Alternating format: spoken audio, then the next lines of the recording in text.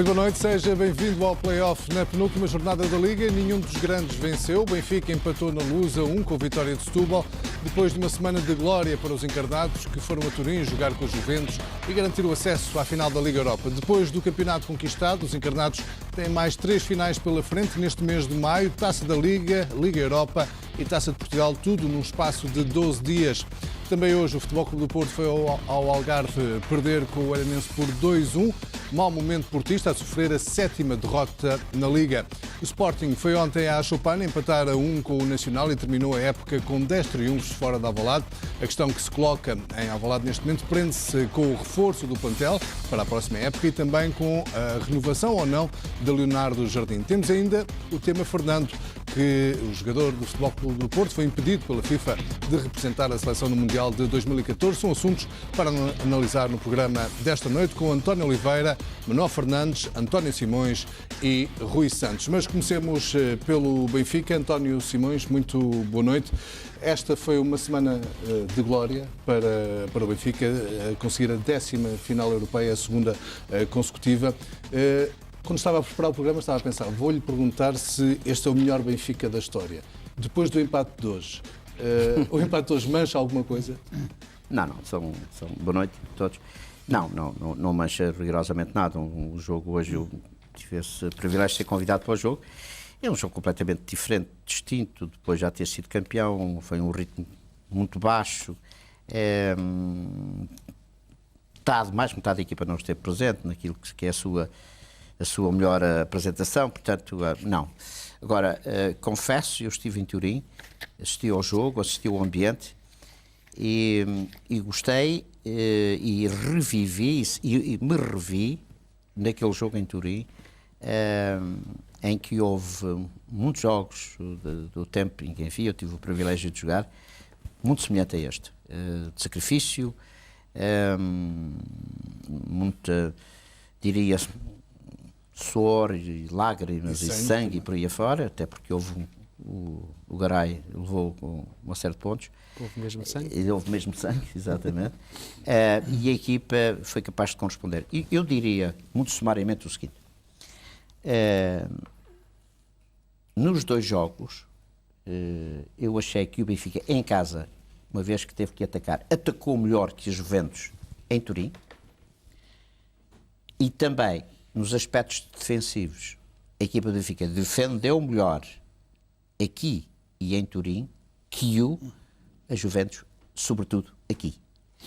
E neste cômputo geral, acho que tecnicamente, considerando os vários elementos do jogo, o Benfica foi melhor que a Juventus. E isso consolida um pouco aquilo que temos vindo aqui a falar, este grupo de trabalho, desde o Presidente. Por exemplo, Jesus hoje teve uma frase de grande gratidão e de grande lucidez para com o Presidente do Benfica, após o jogo do Vitória de Setúbal, o que confirma um compromisso e uma cumplicidade enorme, desde o Presidente até aos jogadores, passando pelo treinador. E isso normalmente dá bons resultados. É claro que nós temos esta tendência para falar disto quando se ganha, quando as coisas correm bem, todos ficam muito bem na fotografia. Mas também é verdade que isto tem a ver com competência. E a competência das pessoas que eu estou a falar já vem de longe. Não é só esta época. Vem de épocas anteriores. O sucesso não chegou. Mas houve sempre a convicção de que a competência não desaparecia, que existia. E por isso esta continuidade que deu excelentes resultados. De facto, o jogo de Turim prova que esta equipa, mesmo não tendo todos os seus elementos em campo, mesmo que não tenha, naquele momento, a capacidade de explanar todo o seu potencial, todo o seu futebol, é capaz de sofrer, é capaz de ganhar, tendo grande qualidade defensiva. Eu acho que foi isso que aconteceu em Turim. E aqui em Lisboa apresentou-se uma boa qualidade coletiva. Portanto, eu penso que o Benfica merece estar no final. Rui Santos, consideras que o Benfica vive um momento histórico muito importante, no sentido de, daqui a 10, 15, 20 anos, este momento vai figurar nas páginas douradas da história do Benfica? Vamos saber isso daqui a uns tempos. Eu diria que temos que esperar 2, 3 anos para perceber se nós estamos perante um momento de viragem relativamente ao reaparecimento do Benfica em força, no sentido de contestar aquela que tem sido a supremacia do Futebol Clube do Porto nos últimos anos. Eu julgo que há claros sinais de que isso está a acontecer. Não vejo este ciclo virtuoso do Benfica como qualquer coisa que tenha a ver com um certo acaso.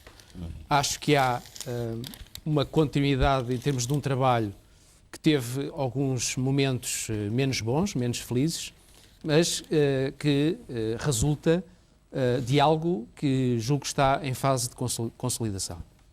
Acho que o Benfica, já a época passada, em função do número de jogos e de vitórias que conquistou, já tinha dado nota de que estava numa situação de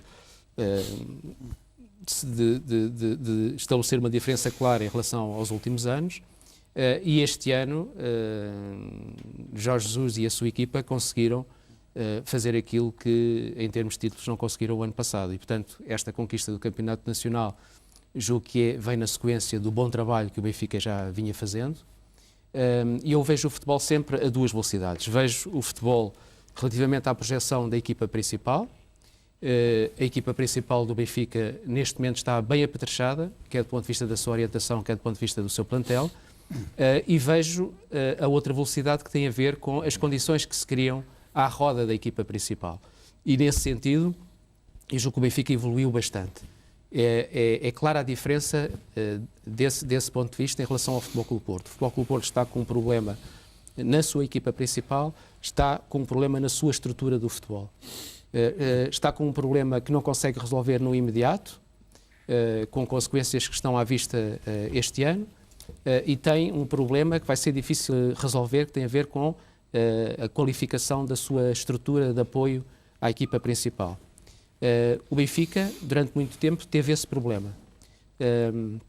Apostou alguma coisa em termos da estrutura das equipas mais jovens e, portanto, neste momento está a apetrechar-se na sua base e está, digamos, com a sua pirâmide bem fornecida. Portanto, em síntese, isto não é ocasional.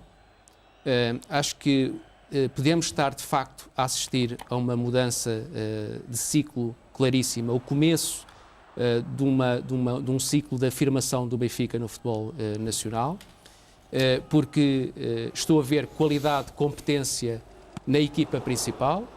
E também nos outros patamares. E estou a ver também, ao mesmo tempo, um trabalho que vai dar frutos seguramente nos próximos anos. E, portanto, eu acho que o futebol é isto. O futebol são as duas velocidades. É a velocidade que se tem que imprimir relativamente à equipa principal, e essa é evidente, e é uma outra que é, digamos, a visão prospectiva do futebol, que é criar as condições na base para que esta roda motriz do futebol nunca pare. Porque o grande problema em termos da estruturação do futebol é exatamente essa. Há quem aposte apenas na equipa principal, esquece do resto. Há quem aposte fundamentalmente na base e esquece de apetrechar o cume da pirâmide. E, portanto, eu acho que o Benfica está a resolver bem essa equação e, por isso, eu julgo que o Benfica está a cuidar do seu futuro. E isto pode ser o princípio, de facto, de um ciclo de grande afirmação. Muito bem, no televoto de hoje, a seguinte questão: quem vai ganhar a Liga Europa? Se pensa que é o Benfica, marca o 760-300-171. Se considera que será o Sevilha, liga o 760-372. O custo de cada chamada é de 60 cêntimos mais IVA. Manuel Fernandes, ainda olhando para este Benfica, um campeonato ganho esta época, 3 finais europeias. É muito resultado prático e objetivo para ser só um fenómeno ocasional? Eu penso que sim. Aliás, este Benfica, eu participei no primeiro Benfica de Jesus. E o primeiro de Benfica de Jesus já foi um bocado assim.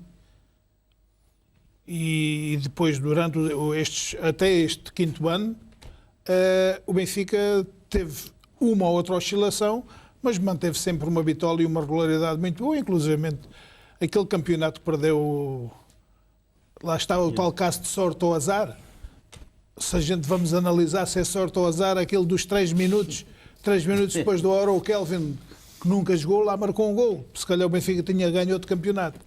E, portanto, eu julgo que o Benfica, neste momento, aquilo que chama mais a atenção, agora estou a falar como como um homem que gosta de ver bom futebol. Não é por acaso que hoje jogaram com a Vitória de Setúbal, é evidente que foi a festa, mas estava o estádio praticamente cheio. E as pessoas só vão normalmente ao futebol, só enchem os estádios quando vem um futebol de qualidade. E o futebol do Jesus tem muita qualidade. Isso, quer queiramos, quer não, quer se gosta do Jesus ou não se gosta, mas tem muita qualidade, não é de agora, já é de sempre. Agora, as equipas têm altos e baixos, e nos baixos muitas vezes perde-se mais ou perde-se menos pontos, e nos altos muitas vezes ganha-se mais ou ganha-se menos pontos. Portanto, é o somatório de pontos que depois, se nós analisarmos o que se passou este ano, o Benfica chegou a levar 5 pontos de trás do Porto ali naquela fase inicial do campeonato. E já estava tudo em dúvida. Agora, olhando para os jogadores do Benfica, eu que conheço, que estudo ao pormenor as características e a qualidade e a classe, eu gosto muito de utilizar esta palavra, classe, porque para se chegar nos clubes grandes tem que se ter esta palavra, classe. Tem que se ter classe para chegar nos clubes grandes. Senão qualquer pessoa joga num clube grande. E, portanto, o que se nota nos jogadores do Benfica é muita classe, na maioria deles. O Benfica empolga as pessoas, vibra, os espectadores vibram com o Benfica a jogar. Esta é uma realidade. E, portanto, ainda hoje com a Vitória de Setúbal, o Benfica entrou muito mal no jogo. A primeira parte foi horrível. O Jesus não estava a gostar daquilo, tirou o Juricic, que pode ter que começar a dar à perna, porque senão não vai ter hipóteses, e mete o Lima e o Vitória dos primeiros 30 minutos, o Benfica, independentemente do valor do Vitória, o Benfica naqueles primeiros 30 minutos da segunda parte fez coisas lindas em movimento. Primeiro toque, passe, movimento, oportunidades, podia dar 2 ou 3 e depois o Vitória acabou por empatar bem, porque o Vitória tem 3 miúdos. Lá está, aqui é preciso saber distinguir se os miúdos têm qualidade ou não para jogar nas equipas grandes. O problema às vezes é que se contrata miúdos que dão nas vistas nos pequenos, mas não se analisa se eles têm qualidade ou não para jogar nos grandes. Isto é uma coisa que se tem que analisar. E o Vitória tem ali 2 ou 3 miúdos que têm qualidade para jogar nos grandes. E que tem qualidade para jogar nos grandes. Vão e, portanto, ter esse passo. E eu penso que este Benfica, com a Juventus, por exemplo, eu penso que o Benfica surpreendeu a Juventus da forma como jogou, na forma inicial. Se calhar a Juventus pensou que o Benfica com um bloco muito baixo, à espera do ataque para sair em transição. O Benfica, sabendo que a Juventus jogava com 3 centrais, 3 defesas em linha, colocou 3 homens e 2 dos centrais são um bocado toscos, não são muito tecnicistas. O Jesus sabia disso e começou a pressionar os 3. E a Juventus inicialmente teve muitas dificuldades de impor o seu jogo. E não é uma equipa qualquer que vai ao campo da Juventus e só aos 45 minutos de jogo permite que a Juventus crie uma oportunidade de gol. Foi aquela que o Luizão tirou em cima da linha. E, portanto, o Benfica controlou o jogo a seu belo prazer. Dizer que foi injusto, eu ouvi o treinador da Juventus dizer que o Benfica não foi um justo vencedor. Eu acho que isso é mentira, porque no conjunto das duas mãos, o Benfica mereceu passar e foi melhor que a Juventus, foi mais equipa que a Juventus. Surpreendeu-me jogadores com a qualidade do Pogba, não tiveram, porque o Jesus também soube anulá-los e aniquilá-los nos momentos certos. Portanto, não lhes deu hipóteses. Agora, o que se nota nesta equipa do Benfica é, para já, uma frescura mental muito boa, física extraordinária. E os jogadores estão... As coisas saem com facilidade, porque é os resultados que também ajudam e depois é o nível exibicional que também é acima da média. E eu penso que o Benfica já perdeu o ano passado as provas que tinha que estava a disputar, perdeu. Penso que este ano vai conseguir ganhar as 4. Muito bem.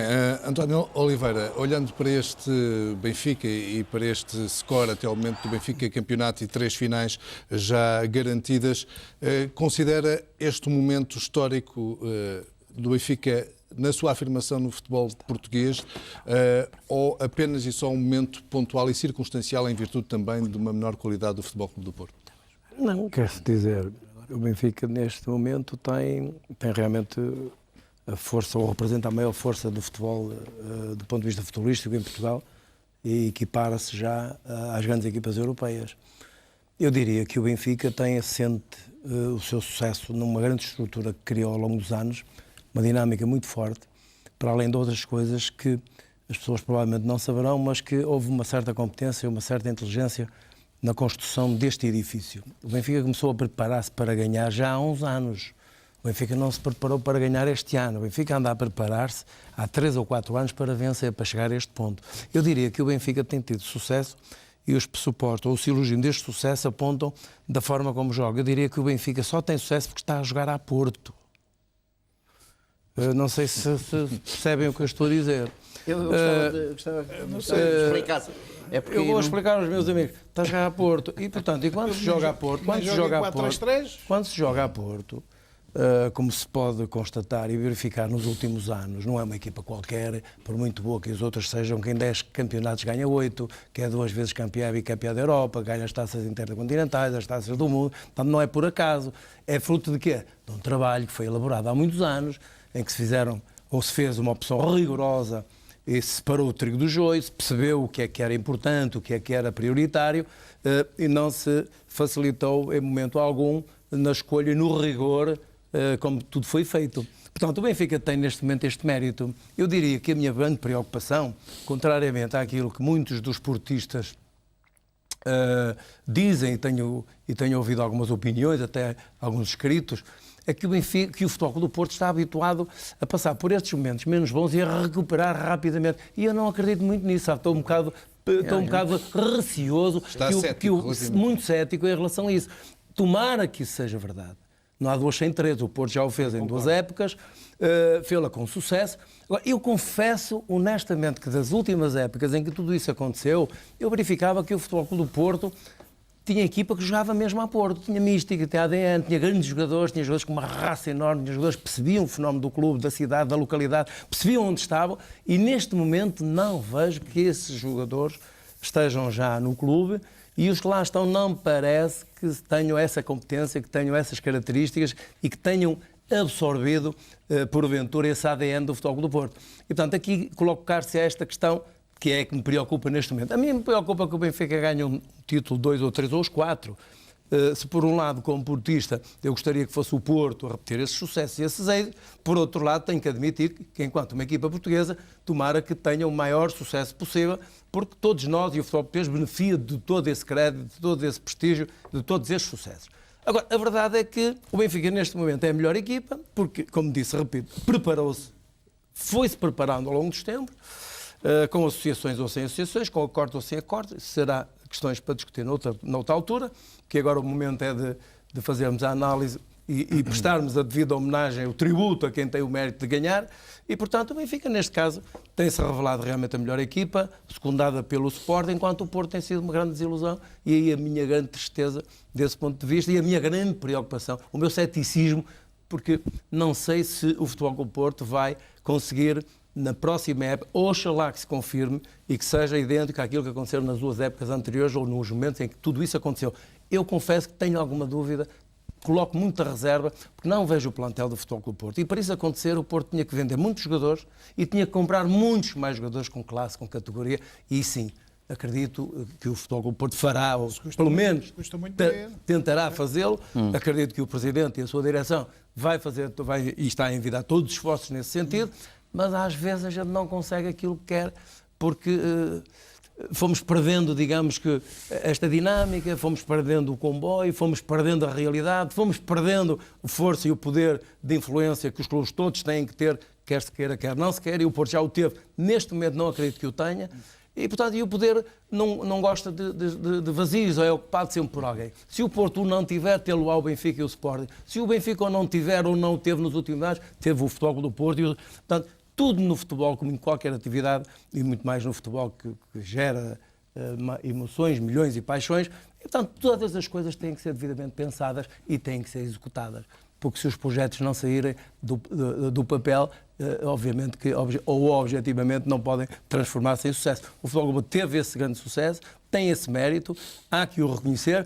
neste momento tenho alguma dúvida, coloco ceticamente alguma reserva, se o Futebol Clube do Porto será capaz de se reinventar, como o fez nas outras alturas em que passou por esta crise de resultados, que isto é apenas uma crise de resultados, do meu ponto de vista, se vai ser ou não vai ser capaz de o conseguir e voltar às lideranças, voltar à liderança dos campeonatos, às grandes competições europeias, que é na Champions, é onde o Futebol Clube do Porto tem que estar sempre. António Simões, acredita que o Benfica, vencendo o campeonato e eventualmente concretizando uma ou as 3 finais, as vitórias nas 3 finais que se seguem neste mês de maio, vai abrir objetivamente um novo ciclo no futebol português? As vitórias desportivas têm um alcance maior em termos de poder do próprio Benfica em si dentro do futebol português? Ora bem, eu penso que ainda não é suficiente, mesmo que consiga todos esses títulos, possa afirmar definitivamente que há uma viragem, também ela definitiva, no futebol português. Julgo que é necessário, eu disse mais antes, eu disse aliás aqui no último programa, disse exatamente isso. Para que o Benfica consiga dominar o futebol português com êxitos e com sucesso, necessita ganhar mais. E portanto, não é o suficiente. Agora, o que eu penso é que até aqui tem sido suficiente aquilo que tem sido um plano, um planeamento e uma organização a todos os níveis do Sport Lisboa Benfica, cuja equipa, que é o mentor de tudo isto, que traz sucesso, tem muita qualidade. Isso é indiscutível. Mas eu dizia, e atento àquilo que o António Oliveira falou, da questão do Benfica jogar a Porto. Bom, em primeiro lugar, dizer que há uma cultura completamente distinta. Lisboa não é Porto, Porto não é Lisboa. Começamos logo por aí. Em segundo lugar, a própria raiz do Benfica não tem nada a ver com o Porto. Nada. É uma raiz completamente diferente. E é curioso, tendo o Porto ganho tanto, não conseguiu ultrapassar em popularidade, em adeptos que o Benfica tem. É extraordinário. E isso tem a ver, sim, com uma cultura bastante distinta e muito mais apreciada pelos portugueses. Isto não tem nada a ver com o mérito que o Futebol Clube do Porto teve, não é isso que está em discussão. O que está em discussão é que não é possível pôr em causa aquilo que é uma cultura bem distinta do Sport Lisboa Benfica.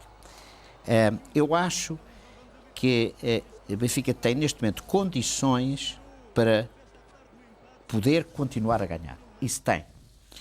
Nós sabemos perfeitamente quanto é exigente e determinante a venda dos jogadores. Eu estou plenamente convencido que o Benfica terá que vender alguns jogadores. Mesmo com o encaixe financeiro importante que vai ter, por exemplo, com a presença na final da Liga Europa e eventualmente se a vencer também. Eu acho que o Benfica tem necessidade disso. E tem também necessidade de poder, digamos, encontrar forma de trazer outros jogadores para os que eventualmente vão ser transferidos. É a lei da vida. Nós portugueses, nós futebol português, não temos condições que não seja de vender. O Futebol Clube do Porto também tem que vender. Acredita piamente que este plantel vai ter que sofrer alguns vão ter, não faço ideia quantos, não sei obviamente quais são. Se eu trabalhasse por um outro clube, sabia, por uma certa ordem, quem são os melhores jogadores do Benfica. Isso eu garanto-lhe que eu sei quais são. Agora, como é óbvio, depende das necessidades de cada um e também do próprio negócio em si. Dizendo, finalmente, o seguinte, sem dúvida que nos últimos 5 anos, desde que Jesus entrou, as coisas melhoraram extraordinariamente no que diz respeito à organização, ao planeamento, à prospecção, digamos, à credibilidade do próprio clube. O investimento no estádio foi determinante para uma mudança no Sport Lisboa Benfica, não tenho dúvidas nenhumas disso. Sem aquele estádio, muitas outras coisas não poderiam ter sido feitas. A seguir vem o Seixal, vem a própria fundação, vem uma quantidade de decisões, todas elas felizes, todas elas bem feitas, e que proporciona agora a um treinador que é competente ter condições de ser campeão. Isto é indiscutível. Mas digamos, o homem das decisões, isso obviamente, e da visão daquilo que deve ser a perspectiva do futuro de um grande clube como o Benfica, obviamente, tem sido o presidente Luís Filipe Vieira. Já vamos falar disso, para já olhemos para a final da Liga Europa, em que Enzo Pérez e Sálvio estão de fora, também Markovic, mas assim que fez imagens em Turim, nesta segunda mão da meia-final frente à Juventus, que de alguma forma poderão ser utilizadas em defesa de Markovic. São imagens que não foram transmitidas na transmissão em direto deste encontro e que mostram a confusão que se originou na segunda parte entre os dois bancos e que levou à expulsão de Vucinic e de Markovic, que ficou assim, pelo menos para já, fora do jogo da final frente ao Sevilha. Rui Santos, acreditas que estas imagens de alguma forma poderão salvar, entre aspas, Markovic e reintegrá-lo na final da Liga Europa? Aquilo que a transmissão da SIC e estas imagens que, pelos vistos, vão servir, digamos, de base da fundamentação do Benfica para tentar despenalizar Markovic, não nos mostram nada que justificasse a amostragem do cartão vermelho e a respectiva expulsão do Markovic. Não há absolutamente nada. Eu, quando estava a ver o jogo, pensei, bom, alguma coisa se terá passado, mas admito perfeitamente que tenha sido uma confusão no meio. Percebi que houve ali diálogos, não é? Mas não creio. Aliás, eu julgo que o Benfica, neste caso, faz muito bem em tentar fazer tudo para que o Markovic seja despenalizado. Não por questões de natureza desportiva. O Markovic faz falta. Mas também, claro que sim. Mas eu estou a dizer, não é pela simples razão de se tentar jogar na lotaria e ganhar alguma coisa com isso. Não, acho que provavelmente nesta situação o Benfica tem toda a legitimidade para poder até ganhar este caso, porque é evidente que há um relatório do árbitro e que há de haver também relatórios dos delegados da Liga, mas nós provavelmente vai ser muito difícil encontrar imagens que fundamentem o cartão vermelho do Markovic. Mas julgo que esta é uma situação em que estão reunidas as condições para o Benfica apresentar, digamos, os seus argumentos e o Benfica eventualmente poder, no fundo, passar a ter disponível o Markovic para a final, o que é muito importante para a equipa, porque, aliás, devo sublinhar aquilo que foi o trabalho do Markovic neste jogo em Turim. Ele, na primeira parte, teve algumas dificuldades em termos E ouviu muito de Jorge Jesus? Em termos de marcação, mas também, porque a Juventus investiu muito em quase todo o jogo, mas sobretudo na primeira parte, pelo lado direito do Benfica. E, portanto, isso motivou que o Maxi muitas vezes tivesse que jogar dentro, obrigar o Markovic a jogar, a fechar pelo lado do Maxi, mas muitas vezes o Markovic na primeira parte também marcou muitas vezes pelo lado de dentro. Às vezes esqueceu-se um bocadinho. E o Pogba e o Asamoah, que são dois jogadores prevalecentes na estratégia da Juventus, canalizaram muito jogo por ali e certamente, se estiveram atentos ao jogo, perceberam que na primeira parte o Pirlo, que normalmente não cai para as alas, é um jogador que domina a área central, na primeira parte os movimentos dele foram muito pelo lado do Maxi e pelo lado do Asamoah. E isso acho que contribuiu muito para confundir as marcações. Mas devo dizer que o Markovic foi de uma generosidade total. Na segunda parte, inclusivamente, também chamada a tarefas defensivas, porque é muito difícil um jogador destes estar nos dois meio-campos, digamos assim, quer dizer, defender e atacar. Isto exige muito fisicamente de um jogador. E aliás, ele saiu absolutamente esgotado. António Oliveira... Não, eu tenho um esclarecimentozinho a fazer aqui ao meu querido amigo António Simões, porque pode haver aqui algum erro de interpretação. Quando eu disse que o Benfica estava a jogar a Porto, que era o seu grande sucesso. Mas isto era num jogo jogado.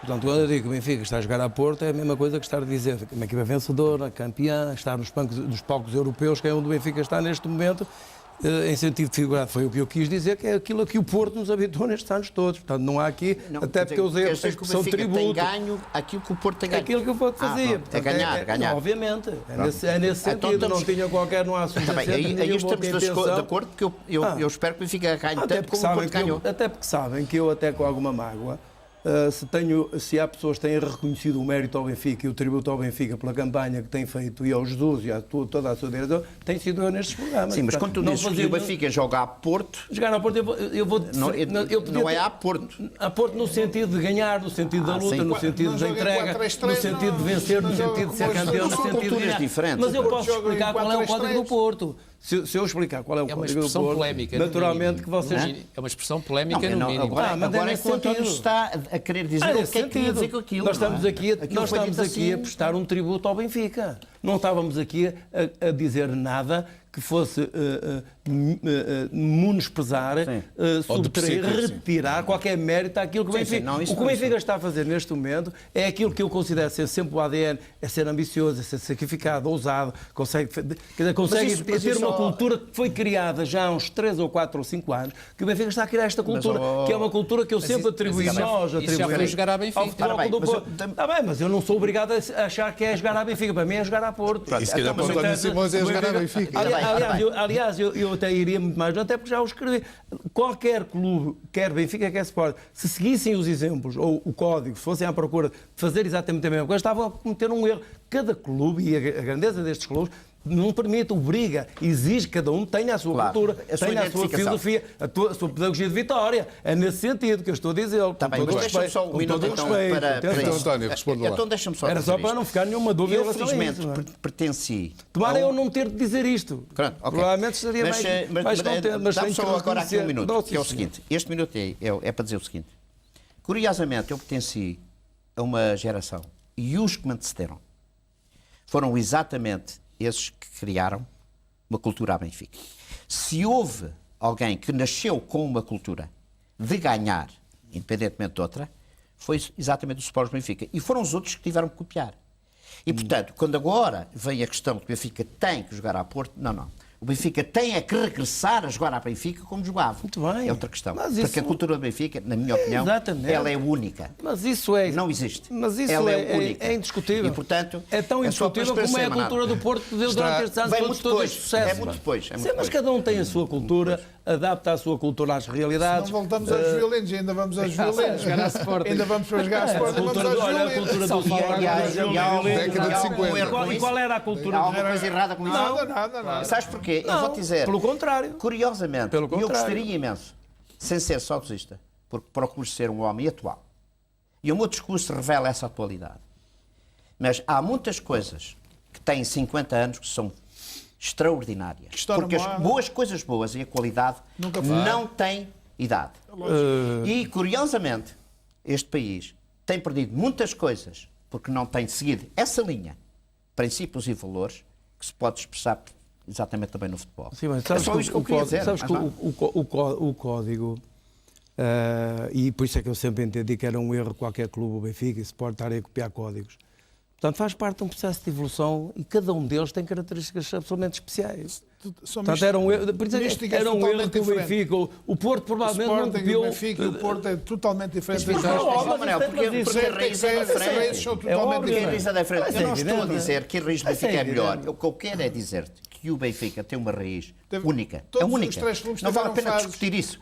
Perdeu a determinada altura por gente que se serviu do Benfica e gente que se aproveitou e que eu diria que se invadiu o Benfica. Dentro do Benfica. Dentro do Benfica, claro, logicamente.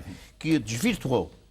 E que agora, felizmente, de há uns anos para cá, e sobretudo com esta combinação de pessoas que tomaram conta do Benfica, trouxe tudo isso. E o jogo de Turim é bem expresso. Aquilo que eu estou aqui a falar. Por isso é que ele disse, foi à Porto. Não é à Porto, é à Benfica. Com amor à camisola, com tudo. O Porto teve que aprender muito enorme, um espírito criativo fantástico. Vamos centrar o debate. A pergunta que eu lhe ia fazer, António Oliveira, é se acredita que o Benfica vai conseguir ter Markovic na final da Liga Europa? Acredito, vamos lá ver. O que é que se passou para que esse talento do Markovic tivesse sido, ou seja, impedido de disputar essa final? Havia um cartão vermelho. Mas porquê? Alegadamente, o árbitro terá interpretado que. Aqui, há uns anos atrás, também disse-se, o árbitro é soberano, é um juiz, portanto a decisão está tomada e não há recurso. Não. Se eles têm provas, se conseguirem fazer uma prova, se fundamentarem junto da UEFA, se demonstrarem por imagens televisivas, se houver testemunho até dos próprios colegas que farão, neste caso, honestamente, a prova de que realmente houve aqui um lapso qualquer, eu acho que é de todo, que o jogador não seja penalizado e possa disputar uma final, independentemente de ser do Benfica ou de ser do outro clube. Portanto, aliás, eu até tenho uma opinião um bocado contrária, não sei se é polémica ou não em relação... Eu acho que nas finais os jogadores deviam estar todos disponíveis. Eu não sei se já tivessem um castigo anterior que fosse maior. Agora, limpar completamente. Mas aqui há 3 ou 4 anos era assim. Limpar. Aqui há 3 ou 4 anos era assim. As finais e a propaganda que se pode fazer, qual é o melhor produto que nós temos? Qual é a melhor propaganda que se pode fazer ao futebol do modo global, do modo geral? É os grandes jogadores, as grandes figuras estarem presentes nestes eventos. Exatamente. Agora, evidentemente, se for um caso assim muito grave, bem, é isso que eu se ia o jogador falar. tem 3 jogos de suspensão... Não, que agride uma forma feroz, não pode, por isso então o crime compensa. O bom senso e obviamente, igualdade para todos, como é óbvio. Eu penso que isso eu vi na televisão. O jogador italiano foi direto ao banco do Benfica. Teve uma luta ali com alguém, uns empurrões com alguém. E o Benfica tem que dizer quem foi. Tem que fazer a prova disso. Terá sido com o Arthur. Parece que é o Arthur. Uma prova. Parece que é o Arthur. Testemunha prova. O Arthur tem que ser castigado e não o Markovic. E para o Benfica é muito melhor o Arthur ser castigado que o Markovic. Tem que ser castigado quem prevaricou. Não é melhor. Não é uma questão de dizer melhor. Não é quem não prevaricou. Castigado quem prevaricou. Era aqui a intenção do Benfica tirar um benefício de um prejuízo, tirar benefício de um prejuízo que aconteceu, que é o cartão vermelho ao Markovic, e ser, digamos, transparente, sem qualquer intuito de vantagem, dizer, meus queridos amigos, vocês enganaram-se. Vamos lá corrigir o erro. Se houve, eventualmente, alguma... O Benfica, de certeza, que já fez isso, Simões. Bem, eu acho que o Benfica está atento. Aliás, já é público e o Benfica está atento e quer apresentar, quer esclarecer, digamos assim. O árbitro, eu percebi o que o árbitro quis fazer. Quis expulsar um de cada equipa e foi o que viu ali mais ao pé dele. Foi o que viu ali mais perto dele, foi aquilo. Manel, politicamente correto. Não é só cá na nossa terra que existe isso. É por isso que eu gosto. É por isso que eu disse ainda aqui na semana passada, neste programa. E eu vou dizer uma coisa, Manel. Eu, quando morrer, eu não vou para o lado onde são os heróis. Eu não vou. Há uma coisa que eu vou. Que é, eu tenho 2 coisas garantidas na vida. Uma é que não vou ser o mais rico do cemitério. Isso garantidamente. Okay? E a outra, há de haver lá um cantinho onde somos honestos. E eu vou-te dizer o seguinte, é por isso que eu gosto de desmistificar determinados aspectos, mas eu não quero ter sempre razão. Tens pouca concorrência. Exatamente. Poucos honestos, tens pouca concorrência. Mas é um cantinho, por isso é que eu te falei. E eu acho que vale a pena, nestas circunstâncias, eu não estou aqui para ter razão, mas obviamente que a atitude do árbitro é uma atitude defensiva, politicamente correta, sem categoria, sem nível, em que ele não está completamente seguro do que é que se passou e chega ali e expulsa um de cada lado. Foi isso mesmo. Ora, se cometeu um erro, esse árbitro tem que pagar por esse erro. E tem que, sobretudo, e o UEFA aqui, a sua comissão disciplinar, ou seja o que for, okay, corrigir. Corrigir o erro que o árbitro nomeado por eles fez o jogo. A lei da 18 ou 19, que é a lei da compensação. É inadmissível o Salvio não estar presente na final da Liga. Aquilo é um lance... Ele põe o braço, a bola bate-lhe no braço, marcou a mão. Mas aí os árbitros não são culpados. Aí é as leis que lhes dão. Os senhores da UEFA que descobriram agora que para eles tudo é mão, tudo é braço e tudo é penalti. Okay? Isto é de uma falta de sensibilidade. Isso só acontece com gente. Com gente. Tem que ser com gente que jogou. Desculpem lá. Desculpem-me este meu egoísmo, esta minha franqueza. Não é possível ter uma leitura correta, que é, se não tiver a sensibilidade do que é uma falta ou o que não é. Mas permite-me Então os árbitros têm que ser tudo 10 jogadores de futebol. Não é que tem que ser, o problema não é esse. Permita-me um pequeno exemplo para toda a gente perceber. Eu vou-te dizer outra coisa, Eles não podem ter tanta defesa. Não, eu vou-te dizer uma coisa. Sabes há quantos anos? Eu vou-te dizer. Eles dizem, se o braço sair, bate na mão, é penalti. Eu vou-te dizer uma Há coisa. alturas em que isso acontece e não marcam. Portanto, isto é só para aquilo que responsabilizar os árbitros. Isto é para responsabilizar os árbitros. Esta lei da questão de tudo o que é mão, tudo o que é braço é penal, é para lhe tirar responsabilidade. Compreendes? Esta é que é a grande verdade. Não há outra forma.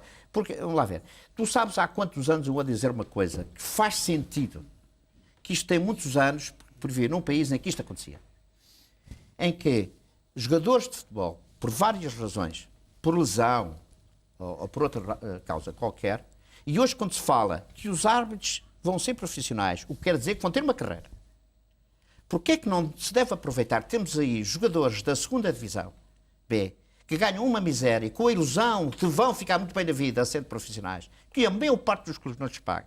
Deem-lhes a oportunidade de serem árbitros. É verdade? Deem-lhes essa oportunidade. E então nós passamos a ter muitos mais árbitros, ex-jogadores de futebol. E eu garanto-te uma coisa. No aspecto técnico, sobretudo, o futebol melhora. Porque há uma leitura muito mais correta daquilo que é falta e do que não é. Olha, Simões, Rui, eu estive a ver ao pormenor o jogo de iniciados do Benfica Sporting, deu na Benfica TV. Estive a ver sozinho em casa. Eu vi um árbitro que eu digo assim, nunca vi um árbitro igual a este. Eu não sei quem é. Não sei quem é. Mas para um árbitro. Um excelente árbitro. Nem digas o nome dele. Não digas. Os miúdos a simularem. Ele não apitou rigorosamente nada. O jogo sempre a andar. Para trás, para a frente.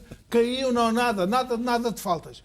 Espetacular. Não sei quem é, mas fez uma excelente arbitragem. Mas se calhar os miúdos também ajudaram. Não. Os miúdos complicaram. Complicaram. Complicaram muito. Eles, simulações, empurrões. Sempre a andar, a bola sempre a andar. António, e é isso que queria dar um faz exemplo. O António Oliveira queria dar um exemplo. Eu queria dar um exemplo destes equívocos dos árbitros também. Por exemplo, eu vou dar este pequeno exemplo, vocês percebem perfeitíssimamente. Imagina que é o Cristiano Ronaldo ou o Messi numa final. Há uma altercação qualquer, há uma discussão qualquer, por erro do árbitro de interpretação, porque vê mal, faz mal a leitura, mostra um cartão ao Cristiano Ronaldo, que por acaso ia a passar e não tem nada a ver com o assunto. Quem é que vai privar o melhor jogador do mundo de estar numa final por um equívoco do árbitro? Porque aplica a lei erradamente, porque acha que foi o A e foi o B. Portanto, é nesse sentido que eu digo que o Benfica tem que fazer uma exposição, apresentar a prova, fundamentar, apresentar a prova, e eles são obrigados a... Eu estou completamente de acordo, porque há aqui, aceitarão de certeza absoluta o erro do árbitro. Há aqui um outro comportamento, que é a questão do complexo de autoridade. A questão de que quando a pessoa, e a UEFA, e os senhores da UEFA e da FIFA, têm esse complexo de autoridade, porque têm todo o poder e não há nada que os possa mudar. E isso é um grande problema, porque cometer um erro, ou não reconhecer o erro cometido, é muito mais grave do que o próprio erro que se comete. Porque a vida não é construída dessa maneira. E, portanto, não é uma questão de abrir precedentes, é uma questão de honestidade, é uma questão de transparência, é uma questão de justiça. Como é que se pode multar ou como é que se pode suspender um jogador se não fez nada? Portanto, acreditam que Markovic ainda pode eu acredito vir a jogar assim? Eu acho que sim.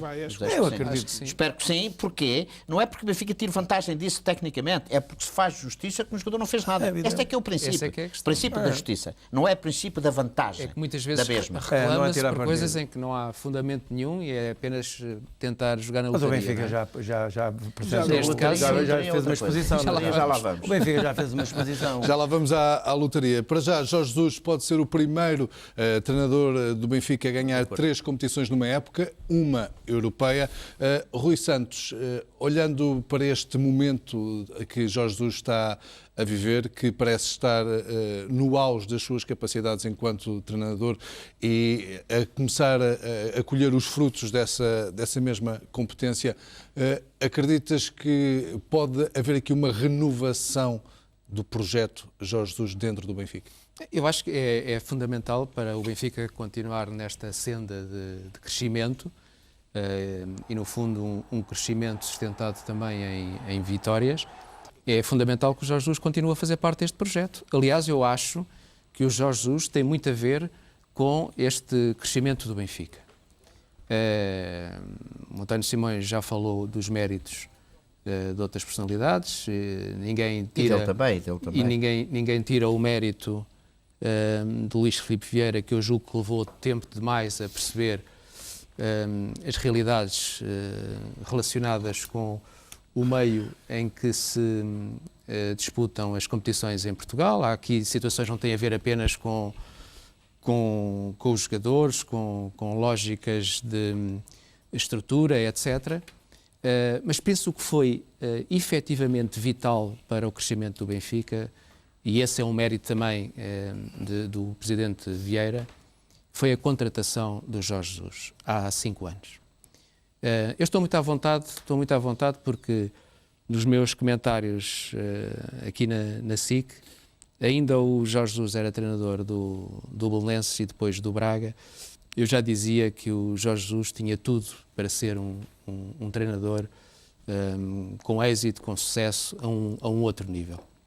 Porque vejo nele um homem que não apenas tem uma paixão enorme pelo que faz, não apenas por ser um homem dedicado, um especialista do treino, um especialista em pôr as equipas a jogar de acordo com uma ideia moderna do futebol, mas também porque gosta de ganhar, gosta de um futebol bom, um futebol ofensivo, um futebol positivo, e eu, com todo o respeito e sem tirar mérito a outros treinadores, não via isso como algo muito corrente no futebol em Portugal. E, portanto, eu acho que é fundamental, foi crucial a chegada do Jorge Jesus ao Benfica. O Jorge Jesus deu ao Benfica uma nova visão do seu futebol. Criou a tal identidade, toda a gente percebe e sabe hoje como é que o Benfica joga, e esse não é um mérito de mais ninguém. Esse é um mérito do treinador. A equipa joga de acordo com aquilo que são as ideias do seu treinador. Não há influências exógenas, não há influências externas, não há influências de outro nível a não ser aquilo que está na cabeça do Jorge Jesus e de acordo com a sua preparação específica. Ele foi um ex-jogador de futebol, um treinador que andou por vários clubes médios e que chegou um momento da sua maturação enquanto treinador em que entrou num clube com aspirações e que precisava claramente de uma liderança, de uma orientação específica. Basta ver que eu tenho aqui os títulos conquistados durante a presidência de Pinto da Costa. O Porto conquistou 20, o Benfica conquistou 9, o Sporting 2... Desculpa, não ouvi bem. 20. 20 campeonatos. Desde 82 a 83. E o Benfica quanto? 9. Então sinto logo que sou portista. E 2 do Sporting e 1 do Boa Vista. Já não é penso, logo existe. E, portanto, quer dizer, havia de facto um déficit grande, e é verdade que da última vez que o Benfica tinha sido campeão, portanto, antes do Jorge Jesus chegar, o Benfica tinha sido desde 93, 94, 2 vezes campeão. Quando foi campeão em 93, 94, o Futebol Clube do Porto a seguir ganhou 5 campeonatos seguidos. A seguir, em 2004, 2005, quando o Trapattoni chegou, o Porto ganhou 4 campeonatos a seguir. Com o Jorge Jesus, que foi o último título que tinha conquistado em 2009, 2010, o Porto ganhou 3 a seguir. Portanto, tem vindo a diminuir. Queres dizer que para o ano vai ganhar 2 Não, estou a dizer isso. Não, mas está a nota assim, está a diminuir. Estou a dizer é que há uma clara diferença em termos da qualidade do jogo, da exigência colocada no jogo, que eu acho que é uma decorrência da exigência colocada no treino. Há uma clara diferença entre o Benfica do passado.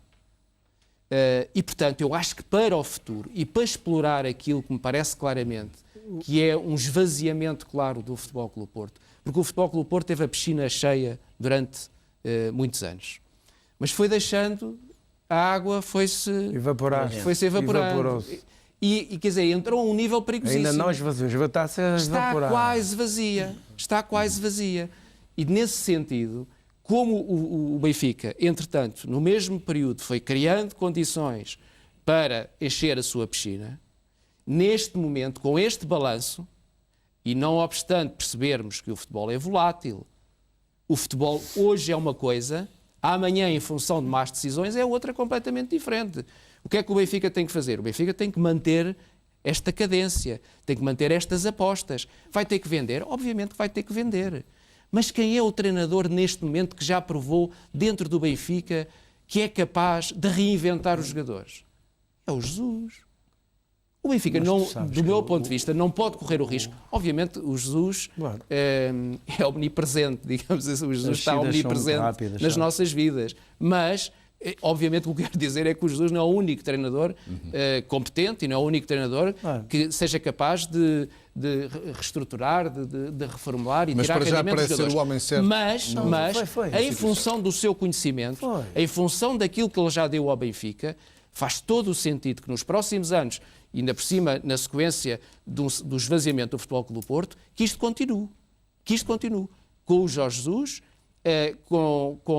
se possível, melhorando as condições à volta do treinador, porque eu puxo sempre esta questão.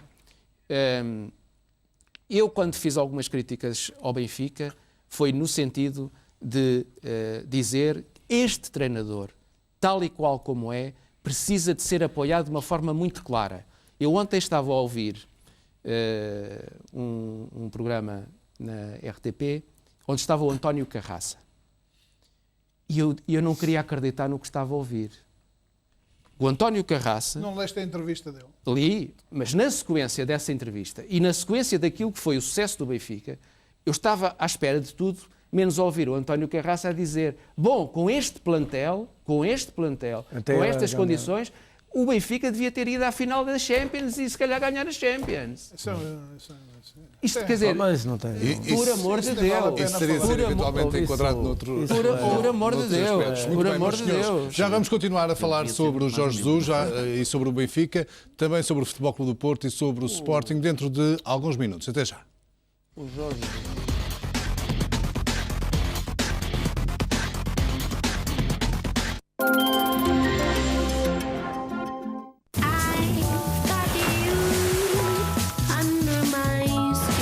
Este carro tem o International Engine of the Year.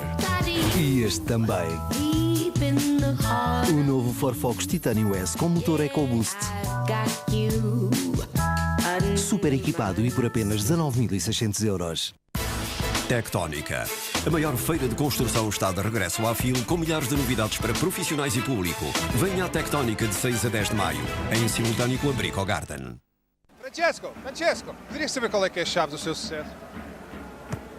Ma come, non lo sai? Massa fina e saborosa. Mr. Pizza, questo è il mio segreto.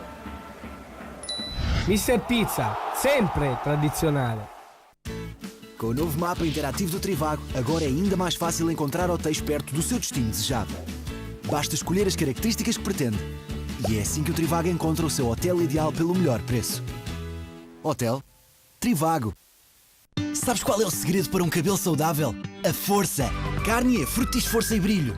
Um cocktail único de vitaminas que fortalece o coração do cabelo. Efeito de frescura intensa. O cabelo fica 2 vezes mais forte. Fructis dá-te a força para brilhar com Garnier Fructis Força e Brilho. Ao reabilitar o seu telhado, escolher bem é escolher qualidade, durabilidade e um acabamento de excelência. Para telhados antigos e novos, escolher bem é escolher qualidade ao preço mais competitivo do mercado. Escolher bem é escolher Telha Sol MG da Telhas Cober. Telhas Cober. A importância de escolher bem.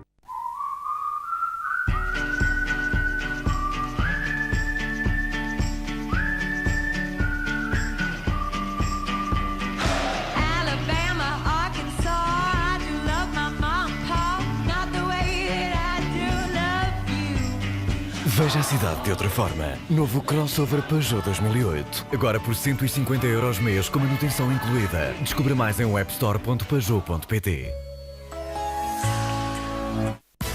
Tectónica. A maior feira de construção está de regresso à FIL com milhares de novidades para profissionais e público. Venha à Tectónica de 6 a 10 de maio, em simultâneo com a Brico Garden.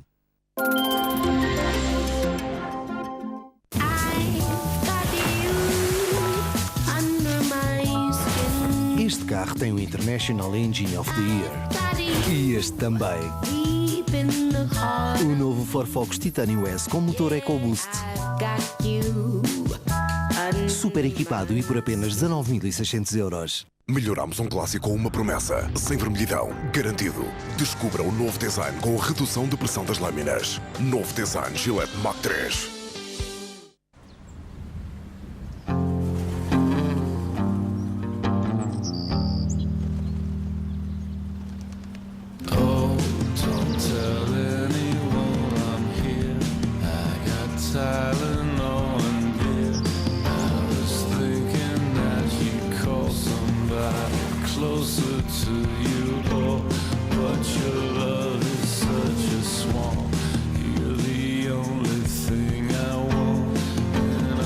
Ótimos Primavera Sound, nos dias 5, 6 e 7 de junho no Parque da Cidade, Porto. Não tem um acidente há 4 anos? Então merece uma recompensa. Venha a Seguro Direto e, se é bom condutor, aqui damos-lhe um preço nunca visto para o seu seguro automóvel. Vá a segurodireto.pt e não pague de mais, nem se segure de menos. Se não se entende, não é Direct. Sabes qual é o segredo para um cabelo saudável? A força. Garnier Fructis Força e Brilho. Um cocktail único de vitaminas que fortalece o coração do cabelo. Efeito de frescura intensa. O cabelo fica 2 vezes mais forte.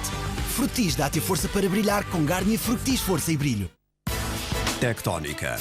A maior feira de construção está de regresso à FIL com milhares de novidades para profissionais e público. Venha à Tectónica de 6 a 10 de maio, em simultâneo com a Brico Garden. A Europa interessa a todos. O Banco Espírito Santo e o Expresso abrem o debate. Conferência Futuro Sustentável 2014.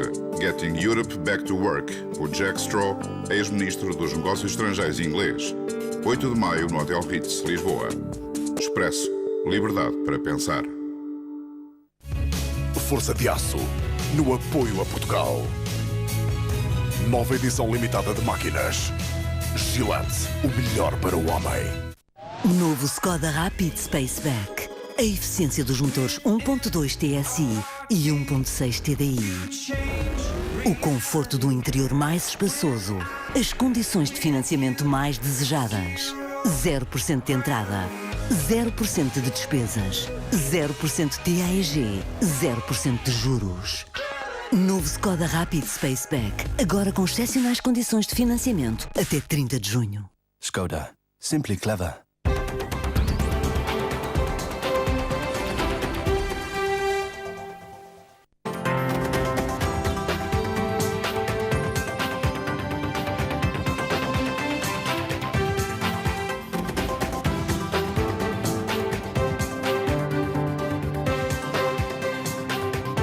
SIC Notícias, melhor canal de informação. Obrigado pela preferência. Seja de novo bem-vindo ao Play-Off. Recordamos a questão do televoto desta noite. Quem vai ganhar a final da Liga Europa? Se pensa que é o Benfica, liga o 760-300-171. Se pensa que é o Sevilha, marca o 760-300-172. Há pouco falávamos sobre a realidade de Jorge Jesus no Benfica. Ele que está aparentemente no pleno das suas capacidades. Campeonato conquistado e em 3 finais. Manuel Fernandes, não cheguei a falar consigo há bocado. Não faz sentido Jorge Jesus sair nesta altura do Benfica?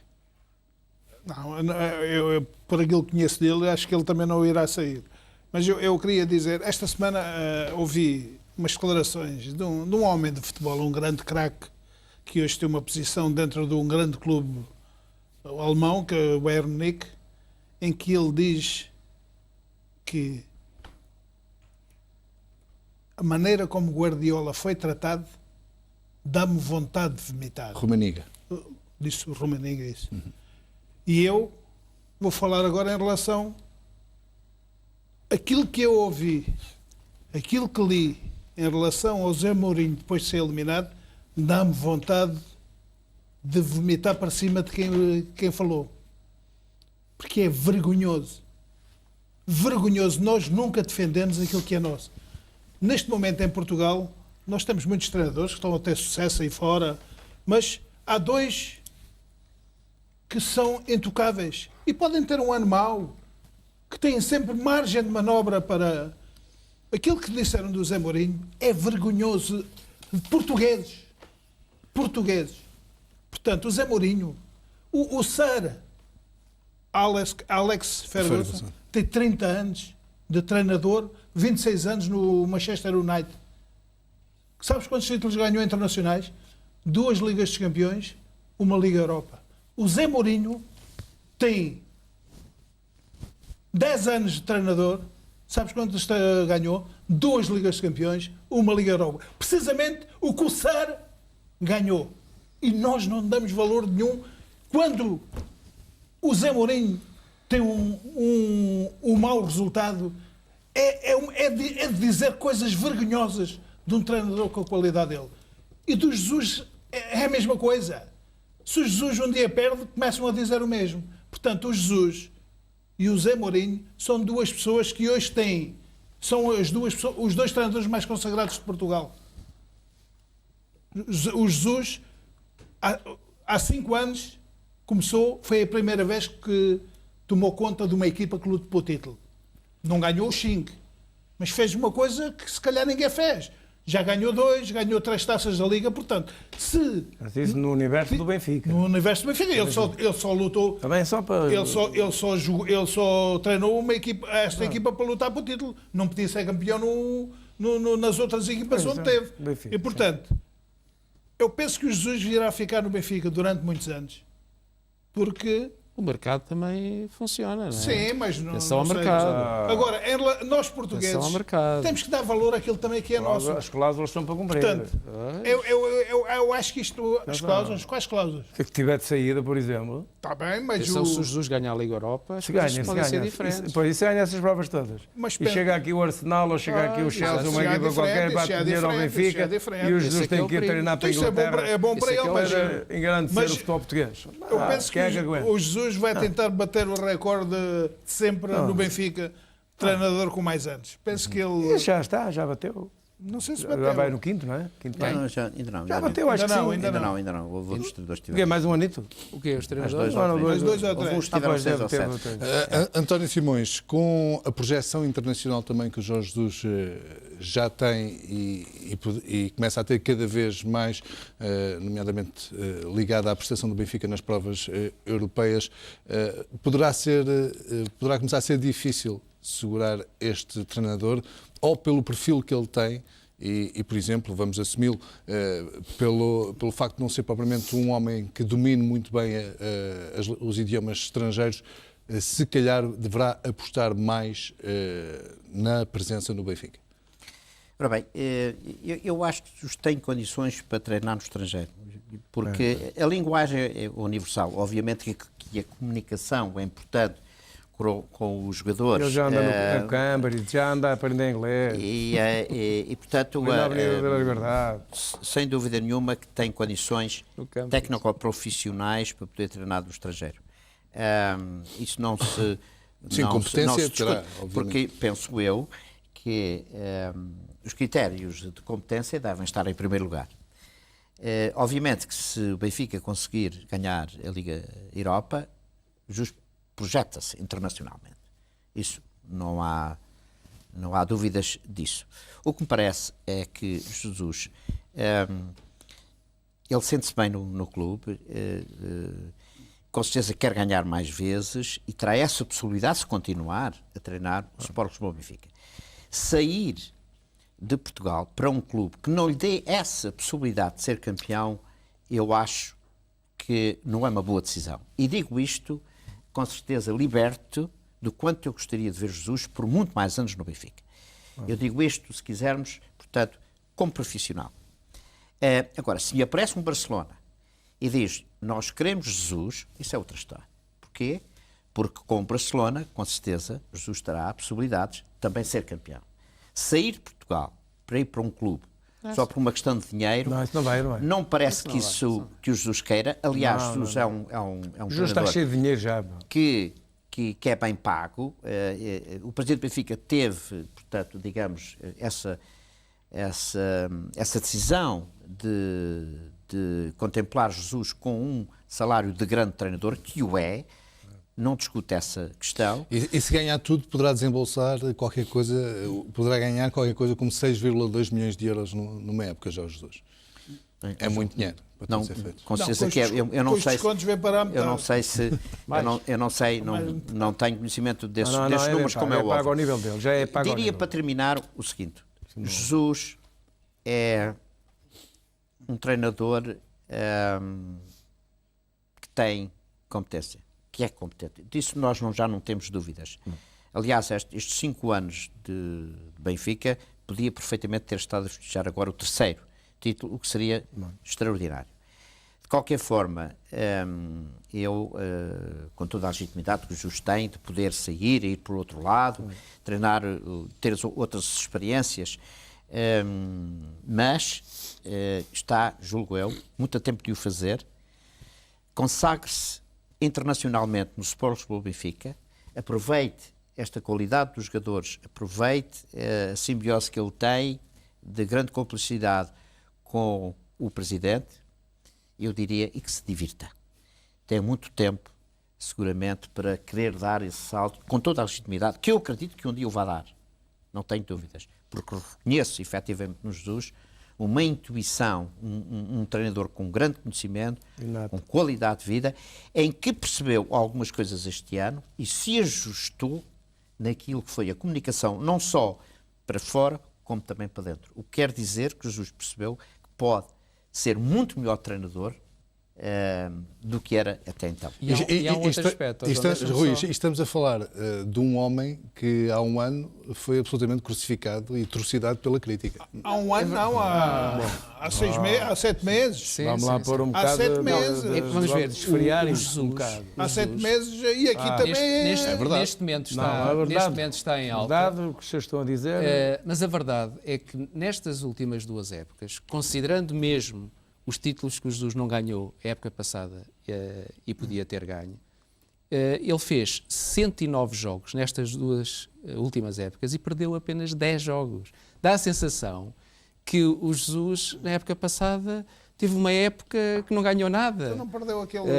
E ele, na época passada, fez 56 jogos e marcou a equipa do Benfica marcou 123 golos.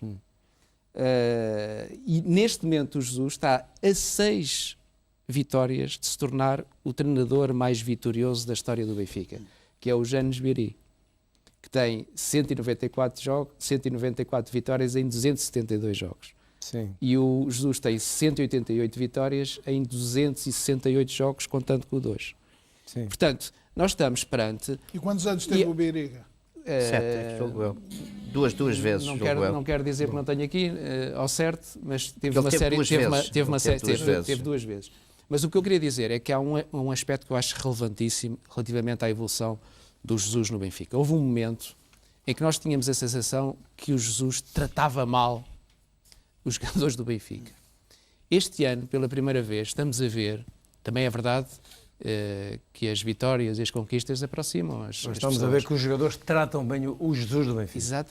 Exatamente. Tratam bem o Jesus do Benfica. Tratam bem o Jesus do Benfica. Mas depois querem ir a um ponto, vocês estão para aqui. Há uma coisa, eu acho que as lideranças às vezes são lideranças brutais, no sentido em que os treinadores tentam tirar o máximo dos seus jogadores e têm várias formas de lidar com eles. No caso do Jesus, ele foi brutal. Isso teve um aspecto absolutamente positivo em termos de um clube que a certa altura deixou cair, digamos, o seu futebol num registro insustentável. E, portanto, essa exigência, essa brutalidade foi boa para o Benfica. Mas, neste momento, ele passou de uma liderança brutal para uma liderança afetiva, que é muito importante. Nós estamos aqui para 3 homens que podem falar sobre isto, mas dar-te nota disto, que é o Jesus, a certa altura, dava a sensação que não conseguia controlar o balneário. Todos os treinadores, para terem sucesso, têm que contar com os jogadores. Isto é fundamental. Não há nenhum treinador. Regra de ouro. Não há nenhum treinador que tenha sucesso se não tiver os jogadores com ele. Claro. Veja-se, por exemplo, o caso do Mourinho, que já foi falado aqui. O José Mourinho, a única vez que perdeu o balneário ou teve grandes dificuldades na gestão da relação com os jogadores foi com o Real Madrid. O que o obrigou, Quer dizer, isto passou de uma maneira em que as análises não apontaram para isso. Ele foi chicoteado pelos jogadores do Real Madrid, não tínhamos a mais pequena dúvida. E teve que encontrar um futebol em que ele pudesse retomar aquilo que são as suas enormes qualidades, que é o futebol inglês, em que as coisas são vistas numa perspectiva completamente diferente e muito sadia e muito saudável. Agora, não tenhamos dúvidas disto. O Jesus compreendeu que para exigir, não basta exigir, é preciso estabelecer uma relação com os jogadores que seja uma relação de proximidade e afetiva. Natural e afetiva. Aliás, como o José Mourinho fez isso em muitos, só não conseguiu fazer em Madrid, com o Real, por várias questões. Ele estabeleceu um braço de ferro de tal maneira que conseguiu, mas depois aquilo, a certa altura, transformou-se num braço de ferro que foi... Quando teve o Casillas? Foi com quanto tempo lembro o Casillas? Com o Casillas, com o Sérgio Ramos, e finalmente com o Cristiano.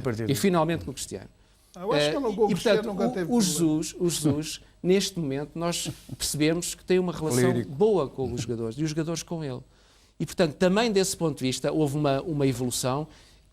E sem dúvida que hoje o Jesus está muito melhor treinador do que o era, mais maduro, mais consistente, já não reage a tudo, e tem realmente uma forma de estar que eu acho que é cativante e que pode ser muito importante, não apenas para o Benfica, mas também para a imagem do futebol inglês em termos das conquistas, em termos daquilo que são as vitórias que se podem conquistar. António Oliveira estava aí a queixar-se. Não estou a queixar. Que estávamos aqui a exagerar. Hoje é o dia da mãe, não se esqueça disso. Beijinho para todas as mães. Eu não estou a reclamar. Eu estou só apenas a dizer que é preciso pôr um bocadinho, esfriar um bocadinho todo este entusiasmo. Já percebemos aqui que toda a gente gosta e aprecia o trabalho do Jesus. Claro. Agora, eu vou fazer uma pergunta ao Rui, que ele é um craque, um mestre nestas coisas. Quantos títulos ganhou o André Vilas-Boas num ano só no Porto?